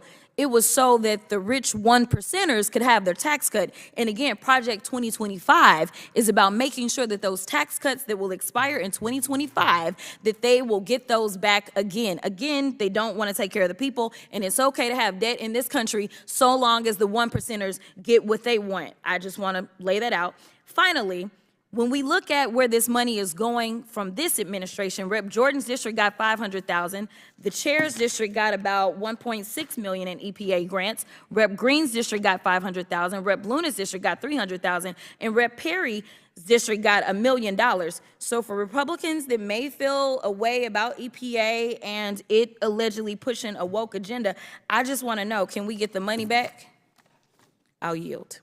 Chair now recognizes Ms. Boebert from Colorado for 5 minutes. Thank you, Mr. Chairman. Administrator Regan, is it true that the EPA has never obtained formal authorization legislation from Congress? I'm sorry? Is it true that the EPA has never obtained formal legislation, authorization legislation from Congress? It's never been authorized by Congress. EPA is not authorized by Congress? I'm asking you. I thought EPA was authorized by Congress. Well, the EPA is not. The EPA has never been formally authorized by Congress. However, this agency has imposed over $1.3 trillion in regulatory costs since the Biden regime took office. We authorize committees here in Congress to ensure that we have proper oversight and accountability in the functioning of the executive branch. And this process is extremely vital because often we see agencies abuse the separation of powers, creating rules and laws, regulations without consent of Congress. And we appropriate funds to agencies like the EPA and expect these tax dollars and this tax dollar funding to be used in accordance with the legislative priorities and comply with the oversight requirements. So, Mr. Regan, last month, the Supreme Court rightly overturned the Chevron doctrine, which the EPA relied on to support its very controversial and costly rulemakings. Since your agency has never been authorized by Congress and has since lost most legal standing, does your agency still plan to enable rogue bureaucrats to enact unconstitutional regulations? I'm not quite sure I follow you. You're saying that... I'm saying the Chevron doctrine was overturned by the Supreme Court. We have no authority? I'm saying you've never been authorized. Wait, hold on. Congress doesn't delegate authority for us to do the regulations and the business and the policy. So since 1970... So the Chevron doctrine, where you have created all of these rules under that have been proven to be unconstitutional by the Supreme Court, has been overruled. So now I'm asking, are your bureaucrats still going to implement these rulemaking processes? You do know Chevron is not just focused on EPA. So, but you are. So I'm asking about the EPA, and I'm asking about your rogue bureaucrats that have enacted these unconstitutional regulations. Are you going to repeal them? Are you going to continue to implement them, or are you going to stop altogether, since it's been overturned? do you understand the ruling? Do you understand the ruling of the Supreme Court? I do, and so your question is ill-formed. No, will you we're be not repealing? We're not going to stop. So you're going to unconstitutionally continue with these We're going to rulemakings. We're going to adhere to the Supreme Court and continue to so do which rulemakings are you going to roll back? We're going to adhere to the Supreme Court and continue to do our work in accordance to the Supreme Court. The Supreme Court So which made a ones are you ruling. going to repeal? The Supreme Court didn't tell us to repeal anything. They have been deemed unconstitutional. No. Absolutely, they have. This was a huge victory. And, you know, I mean, even in our appropriations bill in the House this year, the funding has been reduced by 20%. I would argue that it needs to be reduced by 100%. But in this, it's because of these radical Green New Deal policies that jeopardize domestic energy development and overload America's power grid and raise costs on American consumers and businesses. So with the EPA and these overreaching regulations, do you have any intent on working with the House majority to lower energy costs and produce more reliable and affordable energy? If you look at our rule, we are producing reliable, affordable, diverse. I think Americans' wallets would disagree with that. I mean, the Biden administration, if they continue under Obama's administrative policies, this regulatory pace for a full 8 years, the cumulative costs of this administration's rulemakings would exceed $60,000 per household. And as you know, the Biden administration reversed President Trump's successful deregulation by executive order. So the Biden regime is on pace of increasing regulatory costs at a rate of $617 billion per year in just rulemaking. Rulemaking that we are seeing is unconstitutional. It's just shocking. You spend so much time with our regional staff and regional administration in Region 8 and have such productive conversations about how we're doing things for your district and your state, and then you take this microphone and you I've also seen the coal plants that have been decommissioned in my state. But 100% we should not I've seen the exist. energy regulations that have regulated my district into poverty. You're spending time with my So staff sure. in Yeah, your of district. course I am. I have oversight over your staff, and I want them to complimenting answer. them, And I want them complimenting to them. provide a service for the American people. Complimenting them But there about are the so much. partnerships. Yes, there are some things that have been done well, but But we not should be everything. 100% When we removed? have $617 billion per year in rulemaking, that is absolutely absurd. When you are taking our affordable clean energy and regulating it out of existence and killing these good-paying jobs in my district, yes, I have a problem with that. Sure, yeah. My time has expired, and I yield. Yeah. Mr. Chairman, I think that was 46 seconds over, so we'll take that. Thank you. Mr. Raskin, if we're going to start timing people over, then you're going to have to start editing your comments on your opening statements and everything else. But I will do that. Thank you, kindly. All right. Chair recognizes Mr. Goldman from New York. Wow. Mr. Regan, I don't want to spend too much time on this, but I would just like to clarify a few things for my colleague from Colorado. The Loper-Bright ruling, as you know, said that the courts should not defer to agency rulemaking if a statute is ambiguous, and instead the courts get to determine whether or not what the statute means. Is that your understanding as well? Absolutely. Okay, so that would not require any regulations to be reversed or overturned, correct? Correct. But I do want to talk about that case because it is an incredible power grab for the judiciary. And I want to go through a couple things with you.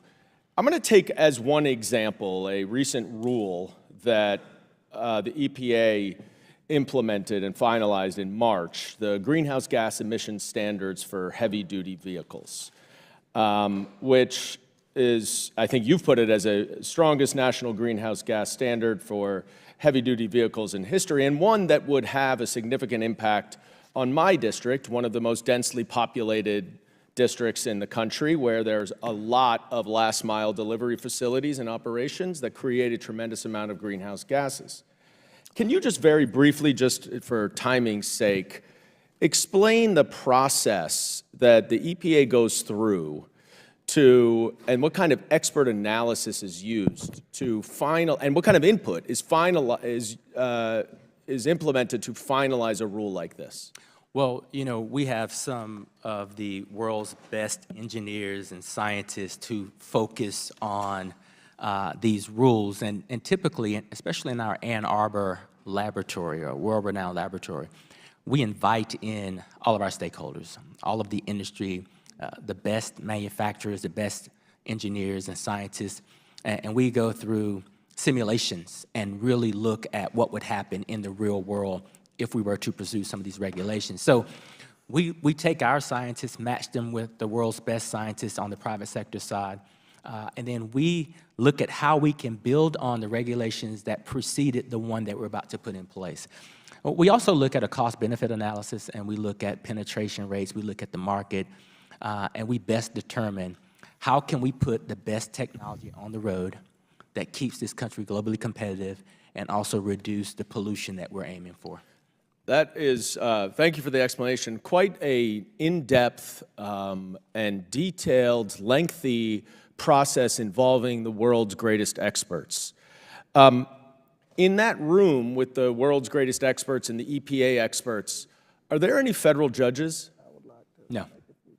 So what the Supreme Court just did, am I correct, is say that the experts should not get any deference in how they implement the rulemaking process, but that the non-experts in the judiciary are the ones who get to do that. Is that your understanding? Well, I'll be careful in commenting on this ruling, but what I can say is the experts that are in the room and myself and the CEOs that are in the room that are making these decisions, this new case seems to take that away from us and gives it to the court. Exactly. A complete power grab that was led for many years, decades, by the Koch brothers, who have spent tens of millions of dollars in trying to overturn this Chevron doctrine in order to benefit their oil and gas and other industries that harm the environment. And you know what's interesting about this case, this Loper-Bright case, is that Clarence Thomas didn't recuse himself. He ruled on it. And yet Clarence Thomas took free private flights paid for by the Koch brothers, went to their events, raised money for them. This is all documented. And then after that, in 2020, Clarence Thomas just completely reversed his view of the Chevron doctrine. Funny, convenient. And yet he's ruling on this case. And what is going to happen is that this Trump Project 2025, just like Ms. Boebert said, is going to try to eliminate all environmental regulations. Donald Trump has offered to do that for the oil and gas company if their industry leaders can provide him with $1 billion to help in his campaign. But now that he has absolute immunity, if he becomes president, he can't get charged for that obvious criminal public corruption violation. And so he's going to try to implement Project 2025, eliminate the EPA, eliminate climate change from all regulations, eliminate the experts at the EPA and other agencies and put in his political lackeys, and then get to go to Clarence Thomas to determine whether or not what the executive agencies decided makes any sense. This is the destruction of our democracy. And I yield back. Gentleman yields back. He ate up Mr. Raskin's 45 seconds. But Chair now recognizes Ms. Green from Georgia. Thank you, Mr. Chairman. Americans have been enslaved in $34.8 trillion in debt. And one of the reasons is because of the reckless spending of the Biden administration, all due to climate cultist beliefs that they have got to regulate and spend hard-earned tax dollars in order to control the climate. The Biden administration's cumulative new regulatory costs imposed surpass all of his predecessors. According to analysis of the administration's own published cost estimates, as of May 17, 2024, the administration had already imposed $1.6 trillion in new regulatory costs. That $1.6 trillion is almost the entire budget for 1 year for the federal government.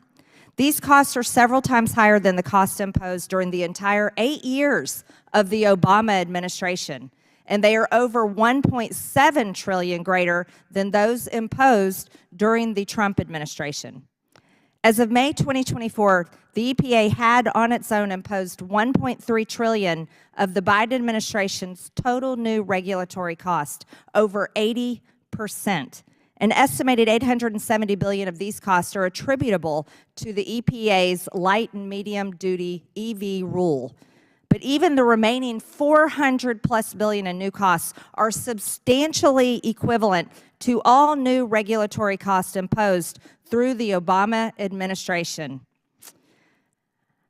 Mr. Reagan, you unveiled a new rule this year, a climate regulation. The rule's designed to ensure that the majority of new passenger cars and light trucks sold in the United States are all electric or hybrids by 2032, and that's approximately 8 years from now. This is an absurd regulation on tailpipe emissions limits imposed by the EPA. Inflation is so high right now, so high. Many Americans aren't able to even buy a new car right now. They're not able to buy a home. They can hardly afford their rent. I know many senior citizens in my district are having to choose between rent and being able to pay for their medications. This is absolutely unreal that this would be a rule imposed on Americans to the point where they would have, within 8 years, are they even going to be able to buy a car? Think about that. Think about hardworking families. Parents both working with their kids. They're just trying to get through life. And this rule that you have imposed is going to force them to, because of the tailpipe emissions, have to buy an electric vehicle. So I don't think many Americans are going to be able to do that. And it's going to drastically crush Americans who, by the way, pay your paycheck, pay my paycheck, pay for this federal government. It's outrageous. Right now, we have an EV euphoria is dead. Automakers are scaling back or delaying their electric vehicle plans. 7.6 of new cars and trucks sold are electric vehicles because nobody wants them. And then let's add on the reality of electric vehicles. Electric vehicles add 1,000 pounds or more per vehicle. That causes damage to roads, bridges, and parking garages. I want you all to imagine for just 1 minute a parking garage that has been built to hold the weight of combustion engine cars and trucks. And imagine a parking garage filled with electric vehicles. It cannot sustain that weight, and neither can many roads and bridges. Electric vehicles are too heavy. There's 2,000 pounds in 1 ton. The Delaware Bridge, for example, has a weight limit of 3 tons.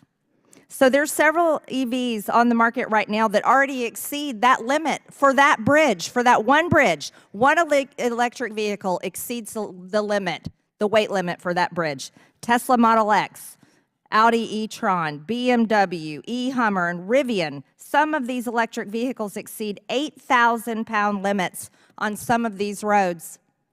Because of the rules that you are imposing, this is going to crush Americans' ability to even be able to afford a car and send us back into the time before people could afford cars, and I can't even imagine that. In Georgia alone, we had the electric vehicle car Rivian. They're now delaying construction of a $5 billion factory in Georgia. This is a complete catastrophe, Mr. Reagan. It's a complete catastrophe, and it needs to be undone. The EPA regulations are unsustainable for Americans, and believe me, Republicans want clean air and water too, but the climate cult has got to end. Thank you, Mr. Chairman. Thank you, lady from Georgia. Now, Chair recognizes our energy expert, Mr. Fallon from Texas. Thank you, Mr. Chairman. Listen, I don't want to plow over fields that have already been tilled, Administrator Reagan, so I'm going to keep things simple. I want to start with just speaking with you, having an exchange philosophically. You would agree that we, and this is real basic stuff, you would agree we live in a representative republic, correct? I'm sorry? We live in a representative republic, Yes. philosophically. I agree with you. So which do you believe, given a binary choice, should have more legal weight and be held in higher regard? Choices A and B. A, laws passed by Congress, the elected, the folks that are elected by the people, and then signed by the president, so that's choice A. Or B, a rule imposed by unelected bureaucrats. What do you think should have more legal weight and held in higher regard, A or B? I like the system that we have. So you want to answer A or B? Congress writes the laws, the president signs it in, and we implement them. So you would agree then that a law should have more weight than a rule? I'm sorry? You would agree then that a law should have more weight than a rule and more legal standing? The rules are designed under the auspice of the law. Okay, so we're not going to get an answer. So I think it's obvious. It's not that, binary. Well, I think it's obvious that we are if we're not a rule of law nation, and if the rule of law doesn't prevail, and the laws of rules prevail, then our republic is in dire jeopardy.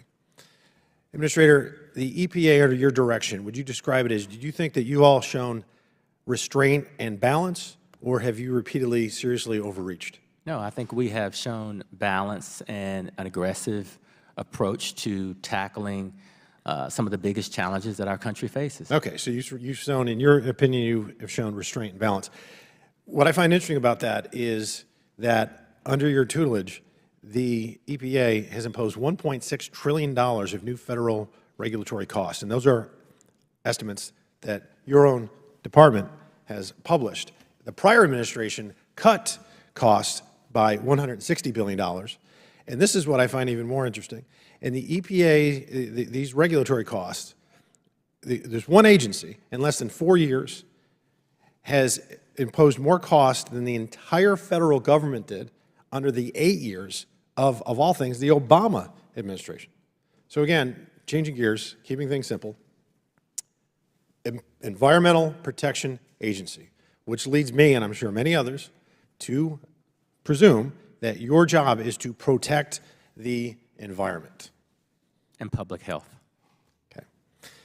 I looked up what environment is, the definition, and it says complex of physical, chemical, and biotic factors such as climate, soil, living things, makes sense, that act upon in organisms or an ecological community.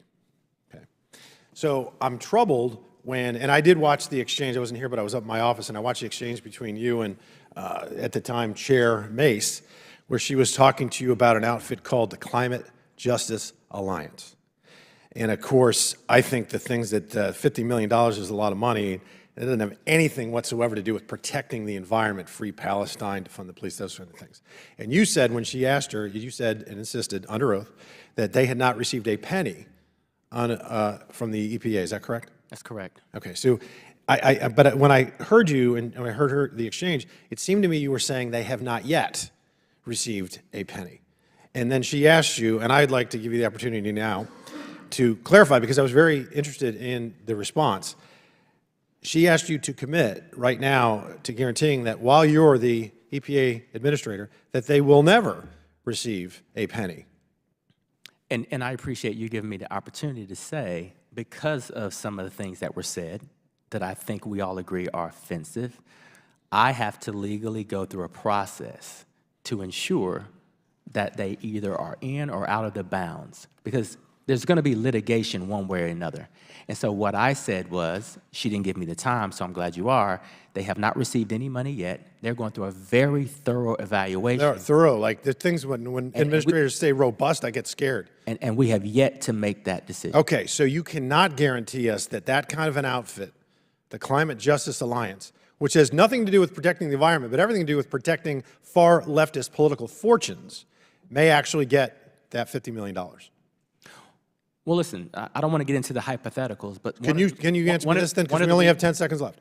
That you would like to, you would agree that you would not like to see an outfit like the Climate Justice Alliance get any money. Can you even at least go that far? I would not like to see any organization, including Climate Justice Alliance, expresses bigotry or any kind of racist behavior or discrimination. I would not like to see any organization get any money from the federal government. It's abhorrent. So can we work together on making sure they don't get any money? You got a whole line of people behind you, like 14, I think is what I counted. Yeah. That would be awesome. We've got a lot of people behind me. I've got my general counsel. I've got the program looking into the options that I hope we all have work together as a team, because it is to or important. to not give that grant. Thank you, Mr. Administrator. I appreciate it. Mr. Chairman, I yield back. Gentleman yields back. Chair now recognizes Mr. Fry from South Carolina. Thank you, Mr. Chairman. Administrator, thank you for being here. I want to begin with an item of great importance, at least to the people of South Carolina and the PD region. As you may know, Gailey and Lord, about the Gailey and Lord plant site, which sits along the Cedar Creek and the Great PD River in Society Hill, South Carolina. It was abandoned in 2016. Mr. Administrator, Gailey and Lord is a former textile plant that began operations in 1966. PFAS dyes and heavy metals have since contaminated the soils, the wetlands around the site, the waterways around the plant. Hurricane Florence, most recently, also caused a release of wastewater to nearby Cedar Creek and to the Great PD River in 2018, further posing damage to my constituents. After a voluntary cleanup contract was terminated in 2017, it took the EPA 2 additional years to remove the site's 2,400 abandoned containers, including 100,000 gallons and 53,000 pounds of liquid waste. Gailey and Lord was finally added to the EPA's Superfund National Priorities List in March of 2022. Still, I have serious concerns about the timeliness of EPA's actions in Society Hill. After visiting Society Hill just last week, I have difficulty believing the tangible steps have been taken to address the issue. Administrator, I understand the site's remedial investigation and feasibility study was made possible after this priority listing in 22. Can you describe this investigation and any subsequent actions that the EPA has taken since that time? Yes, I can say that we are working very aggressively to, it's on the Superfund priority site, and the ultimate goal that we share is to make this economically viable, a commercial industrial property in the community again. Field sampling is anticipated to begin later this year. I think that we have more resources through the bipartisan infrastructure law, that $5 billion focused on Superfund and brownfields. So we have more resources. This is a priority, and I think that you will see us moving much quicker than we have in the past. Thank you. What is the timeline or estimated completion date that you believe exists? Let me get you that. I don't have that timeline in front of me, but I don't mind being transparent and sharing that with you. Thank you. I do appreciate that.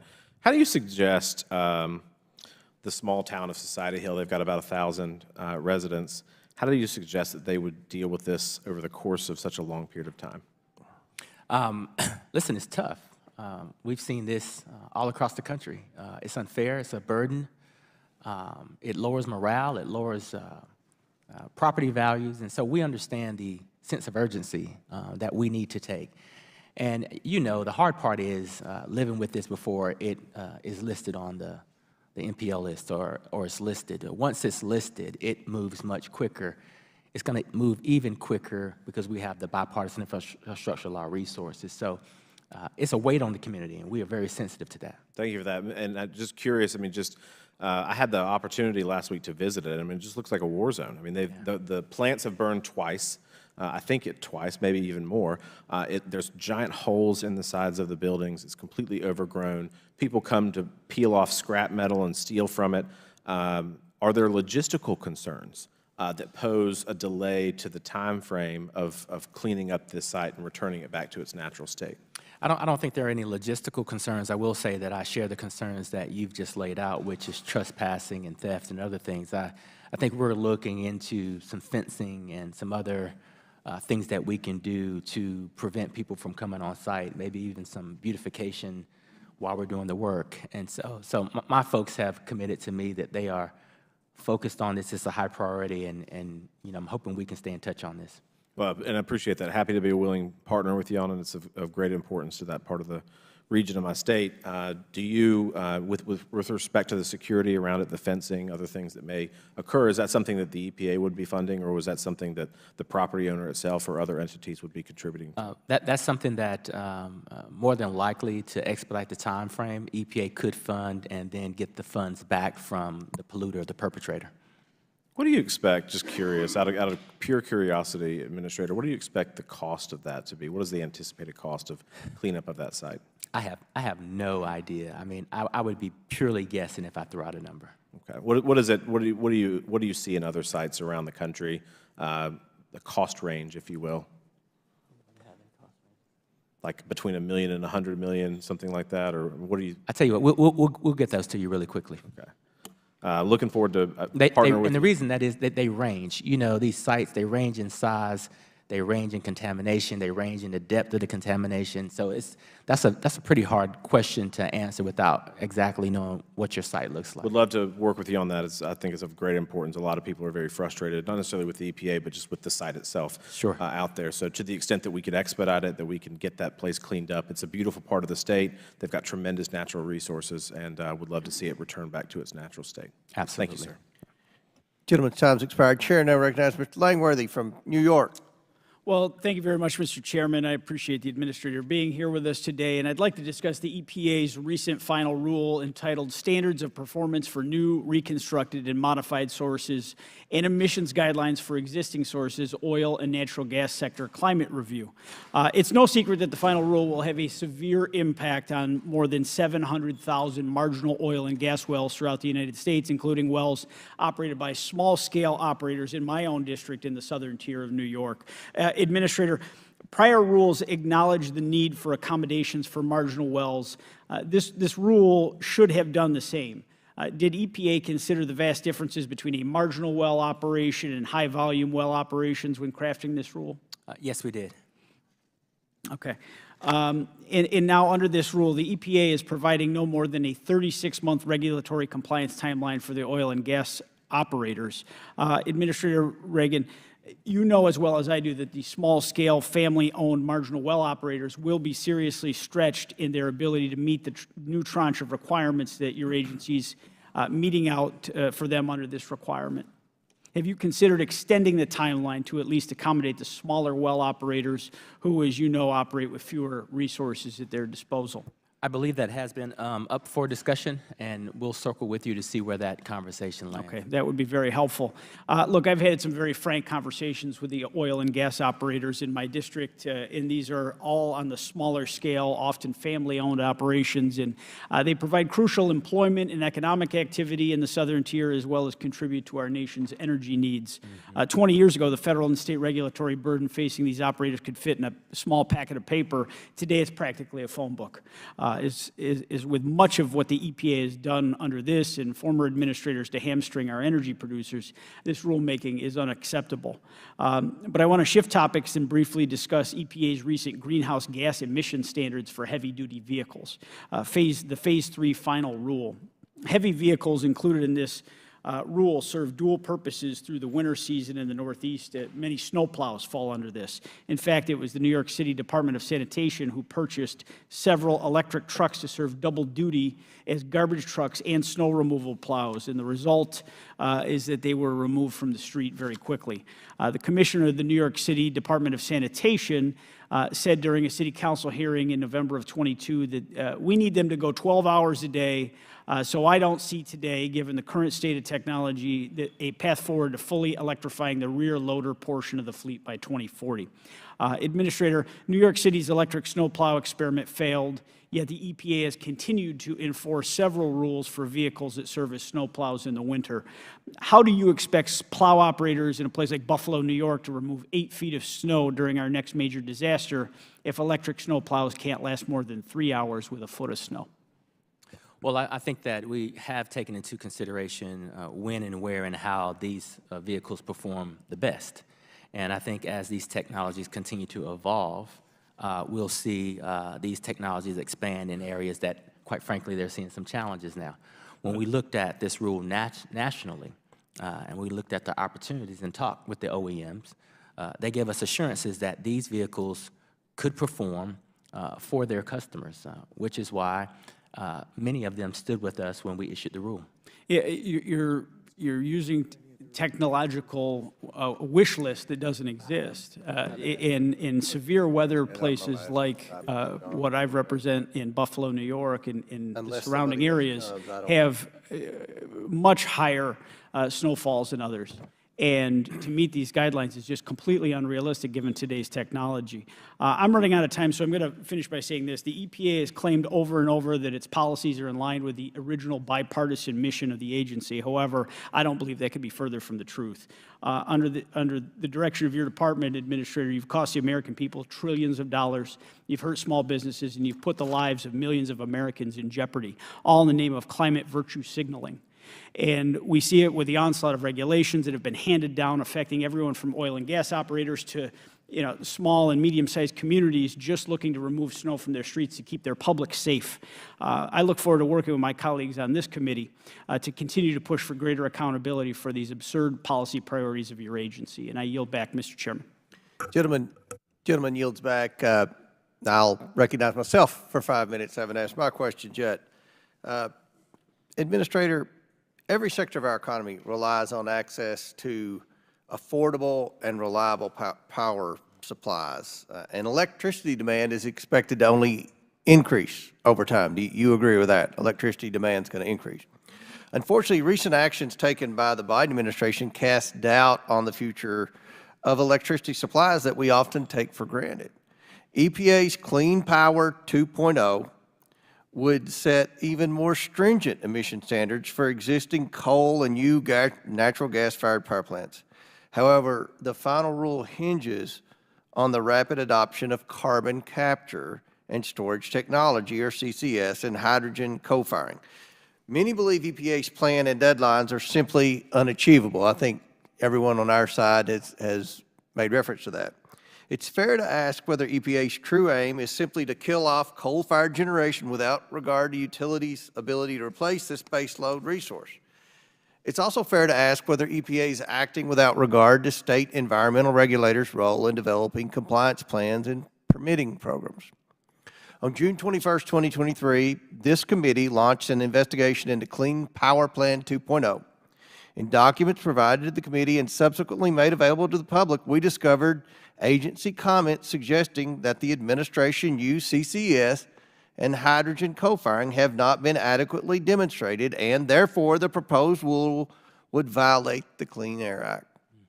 Despite this knowledge, the Biden administration issued a rule that it not only knew had serious legal flaws, but would also impose nearly impossible to meet standards on 60% of our nation's electricity generation. Now, I ask unanimous consent to enter into the record a Wall Street Journal editorial detailing the findings of this committee's investigation and the agency comments on the rule. Without objection, so ordered. While the majority of the nation's overall electricity is produced via coal and natural gas, this percentage is even higher for states like Kentucky, my home state, where over 90% of our electricity comes from fossil fuel-fired power generation. Administrator Regan, if over 90% of Kentucky's power producers are forced to adopt technologies like CCS or hydrogen co-firing, how would this impact the price and reliability of electricity for consumers in states like Kentucky? Well, Chairman, first of all, I would like to say that as a former state regulator who had to design these state implementation plans, we have definitely kept that at top of mind. There is flexibility in this program that the states and we will take advantage of to make sure that the states can meet this goal. I've spent time in states like Wyoming with Governor Gordon or North Dakota. Let me finish with my questions. Estimates have shown that the compliance costs associated with this rule would be upwards of $10 billion. Now, this is a significant amount considering the pressures already facing the power structure. So my question, sir, is why is EPA pushing a costly rule that will reduce the amount of additional power generation when more power generation needs to be brought online to meet increasing needs across the country? I mean, you've said that electricity demand is going to increase. If the country adopts your all's goal of more electric vehicles, that's going to require more electricity, a growing population. I mean, we got a border that's wide open. People are coming in every day. There's going to be more demands for electricity. So why would EPA push this rule if it take away the cost, but the demand for more energy? And I don't believe that's going to achieve that. We think it can, and with that demand, we think we'll get more cleaner energy. And listen, where's it going to come from? I've been to Wyoming. I've been to North Dakota and spent time with Governor Burgum. I've been to Wyoming and spent time with Governor Gordon. They are doing it. There's a facility in Texas, Petronova, that is doing it. So are you concerned with the blackouts in California, states that are growing? Or I don't know if California's growing, but there's a lot of people in California, a lot more people in California than Wyoming and North Dakota. It seems like the states like California are the ones that are most at risk. And then with your new rules, it puts states like Kentucky at risk. We've thoroughly, along with DOE and FERC and others, we've thoroughly evaluated the reliability. We're talking about between now and 2031, 2032. We believe that we can make this transition, get it done, even with the new demands that are on the system. By the way, DOE is investing tons of money into our grid to make it smarter and more resilient. We've got an infusion of dollars from Bill and IRA that really would make our energy system much stronger. And I appreciate that, but I've been asked by all my electric cooperatives in Kentucky. These aren't privately owned. These are cooperatives. Every single cooperative in Kentucky is screaming to the top of their lungs about your new proposals. They fear Kentucky's not going to be able to comply. They fear that Kentucky, the energy rates, if we eliminate fossil fuels, which is 90% of the electricity in Kentucky is generated by fossil fuels, the cost to consumers is going to be outrageous. And people who are struggling now because of inflation are only going to have to pay more for their utility bills. So I want to express that concern to you on behalf of all my electric cooperatives in Kentucky. Now, my time has expired. And Mr. Chairman, can I offer? Yes, go ahead, please, feel free. For the electric co-ops, I have a great respect for electric co-ops. I'd love to have the leadership of that co-op of Kentucky come in and... They would love to talk to you. We'll make that happen. Okay, thank you. All right. It doesn't appear we have any more questioners, so in closing, I want to thank you, Administrator Regan, for appearing here today and for your testimony. I now yield to Ranking Member Raskin for closing remarks. Thank you, Mr. Chairman. I just want to make 3 points in closing. The first is that Americans want the EPA to be doing more to stop climate change, not less. And yet, we heard from a number of our colleagues on the GOP side today, as well as from Project 2025, that EPA's rules are hurting Americans. But that's not the perspective most Americans have. Most Americans want the EPA to be doing more. We have a philosophical difference or a scientific difference. We believe that climate change is real and is a dagger pointed at the throat of humanity. And too many of our colleagues agree with the erudite gentlelady from Georgia who calls climate scientists, and most Americans by extension, climate cultists. We heard it twice from her today. Well, if there are brainwashed cultists on the issue, it is the people who are following the conspiracy theories of QAnon and assert that scientists like Dr. Fauci are trying to invent diseases. That's where the cultists come in. Secondly, a number of our colleagues wanted to lecture you, Administrator Regan, about the role of agencies, which are, of course, indispensable in implementing the will of Congress. That's why Congress set up the EPA. That's why Congress set up the National Labor Relations Board. That's why Congress set up the Department of Justice. And our colleagues have no problem using those agencies to get the things done they want to do. If you read their Project 2025, they want the President of the United States to be able to use the Department of Justice for the first time in American history to go after his political opponents. And Oh, well, if you disagree with that, then I'm delighted to hear it, Mr. Chairman. Which Department of Justice going after political opponents? The Merrick Garland Department of Justice or the Well, let's next see. Department? There's a case right now against the Democratic senator from New Jersey, Mr. Menendez. There's a case right now against a Democratic congressman from Texas. I see our a colleague, pattern Mr. with Cuellar. Democrats. And well, wait a second. Now, don't be too clever. You're a smart man, but try to follow a principled argument. You just claimed that the Department of Justice was somehow biased against Republicans, and I'm naming you cases where the DOJ is going after Democrats. Your problem is the jury system in New York, which found unanimously that Donald Trump was guilty of 34 criminal felonies. That's got nothing to do with the Department of Justice.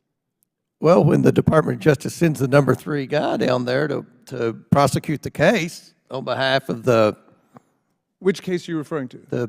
The Trump case that you just referred to. You're talking about the District Attorney Bragg's case in New York? The number 3 guy went down to New York. All right, well, we'll have to take that up at another point, but I'm talking to you about what former President Trump says he wants to do, and if you think it's outrageous, then I am delighted to hear it, that he would use the Department of Justice. No, I just thought it was outrageous you saying the Department of Justice under Trump was going to be weaponized when we believe that this Department of Justice has been pretty darn weaponized. Well, what is the proof of that? I just named you 3 cases where the Department of Justice is going after Democrats, and I mean, that's a very serious slur against the Department of Justice and the Attorney General. I stand by that. You stand by your slur then. Well, I would love us to have a complete hearing then on whether or not it's true, because I think it's wrong. And in fact, really it's just setting the stage for Donald Trump to try to use the Department of Justice as an instrument of persecution against his political opponents, real or imagined. Well, we don't know if Donald Trump's going to be president or not. Are you throwing in the towel, Mr. Raskin? No, I certainly hope he doesn't try to steal the election the way he did last time, and I hope we'll be prepared this time. So you're an election denier, Mr. Raskin. Oh, no, I don't deny it. I affirm that Joe Biden beat him by more than 7 million votes, 306 to 232 in the Electoral College. We know that happened. And yet, I hope you're not an insurrection denier, because you were there with me that day when they came in chanting, "Hang Mike Pence." Do you remember that? I remember January the 6th. You remember them chanting, "Hang Mike Pence"? Them trying to overthrow the election? Unlike you, I have never not voted to certify an election. I'm sorry? Didn't you vote to not certify the 2016 election? The 2016 election, I simply spoke against irregularities. I didn't try to overthrow the government of the United States. I didn't try to get the vice president not to do his job, and I didn't even go to a senator. I've always voted to certify elections. I just want to state that for the record. So then you would agree then that Donald Trump lost the 2020 election? I voted to certify the election. I've said that a million times. When the 50 states... So you say once that Donald Trump lost the election? I have said that. When the 50 states certified the election was over. Now, we've gone over. Do you want to conclude? Let's get off of this. Is a good EPA. I don't mind the diversion, Mr. Chairman. But let me just say this.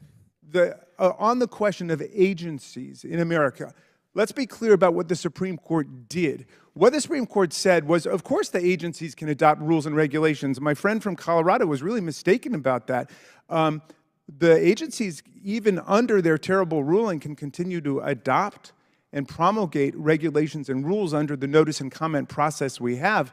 But the Supreme Court then, in this amazing power grab, arrogated to itself the power to determine whether or not an ambiguous or silent statute should be interpreted this way or that. So it was a political power grab by the court. That's all that they did. But Administrator Regan is doing his job. The EPA is doing its job. The NLRB is doing its job. The Department of Justice is doing the job. They've got to adopt rules. The Congress told them to. So that was a power grab by the court against the Congress of the United States. Now, what's interesting about Chevron is that was a 6-0 decision that the conservatives supported because it was giving Reagan administration era agency bureaucrats the right to revisit the way that statutes were being interpreted from the 1970s. They pushed for it then. Now they're saying they don't want the agencies to have that power. In any event, the people of America want you to have the power to have muscular enforcement of our rules for clean air, clean water, and clean climate. I yield back to you, Mr. Chairman. Gentleman yields back. I will agree that the American people want clean air and clean water. And I think that's why we have an EPA. That's the role of the EPA, to ensure that we have clean air and clean water. And the role of the EPA is to ensure that if there are bad actors, people who pollute the water or pollute the air, then they're to be held accountable. The problem that we have with the EPA on our side of the aisle, and the problem that many industries in America have with the EPA, is we believe the EPA has overstepped its bounds. We believe that many of the people in the EPA, career-type people in the EPA, are interpreting the laws that Congress passes in the way they want to interpret the law, as opposed to the way Congress intends for the law to be interpreted. We fear that maybe your heart's in the right place on a lot of things, but you don't take into consideration the cost. We have a problem in this country, and the number one issue in this election, I think prior to the debate, the number one issue in this election is inflation. And a lot of the laws and a lot of the rules that we believe EPA is misinterpreting are having a significant cost on everyday average working Americans. If you look at what Mr. Burleson and I mentioned with respect to wastewater with meat processing plants, our processors and our farmers tell us this is going to have a significant impact on the cost of food. And we're talking about chicken McNuggets at McDonald's. We're talking about chicken at Chick-fil-A and things like that. The average working class Americans go through the drive-through after work and Mr. Chairman, forgive me, do you know what the cost of 10-piece chicken McNuggets is today? Well, I buy a lot of chicken nugget meals. It's under $5. It's $4.49 at the closest one you can get here. I mean, and Impossible Nuggets are even less. So there's no inflation at McDonald's, Mr. Ashkin. I would say I spend more money at McDonald's than any person in Congress, and I'll stand by that. I'll testify under oth. Well, my 3 kids. We certainly don't mean to bankrupt you with our environmental regulations when you go to McDonald's. But I want to share a story, Mr. Regan. Before I came to Congress, and I've been in Congress 8 years, I was Commissioner of Agriculture in Kentucky. I'm a farmer by trade. And one of the first meetings I had, federal type meetings I had when I was Commissioner of Agriculture, Gary Black was Commissioner of Agriculture in Georgia. He was Commissioner at the same time I was Commissioner, obviously, a good buddy of mine. He convened a meeting with all the ag commissioners that were in District 4 in Atlanta. We went to Atlanta, and I brought a farmer with me, a leader in agriculture in Kentucky. His name was Wayne Hunt. And we were talking about some of the new proposed rules on water nutrient testing. And we went into this meeting, and I'm a farmer by trade, and I had no idea what to expect. We went in, and the administrator at that time, and this was under the Obama administration, for District 4 was there, and her, I guess, experts. You mentioned world-class experts. There was a room full of people. And we were talking about the cost of implementing this. We were talking about the fact that if you test water and you find nitrogen, excessive levels of nitrogen, let's say, that may not be from fertilizer. That could be from sewage treatment plants. That could be from fertilizer from golf courses that were, it didn't necessarily have to assume it was fertilizer from farmers, because there was, talk and suggestions to limit the amount of fertilizer per acre and things like that, which would, there's a direct correlation with fertilizer and crop yields and things like that. So we were trying to explain that. There was not a single person in that room, and it was a room of probably a dozen EPA employees, full-time employees. Not a single one of those had ever had any type of agriculture background. Not a single one of them had any type of environmental science background. If memory serves me right, the administrator at that time for District 4 was a career child prosecutor for the Atlanta DA before she was named EPA administrator. And we asked her, how she got to be EPA administrator, and she said, well, I care about the environment. Well, we all care about the environment. But we fear on this side of the aisle that there are rules being made by people who may not have any idea how that rule would affect food production, or how that would affect inflation, how that would affect the taxpayers. We all want clean air and clean water, but we want some common sense used in trying to achieve this. So I just want to remind you, Mr. Regan, that your rules and regulations impact a lot of people. We support efforts to preserve and protect the environment. The ranking member and many of his colleagues mentioned climate change. I mean, I don't think a single one of our members mentioned climate change until I just said it now.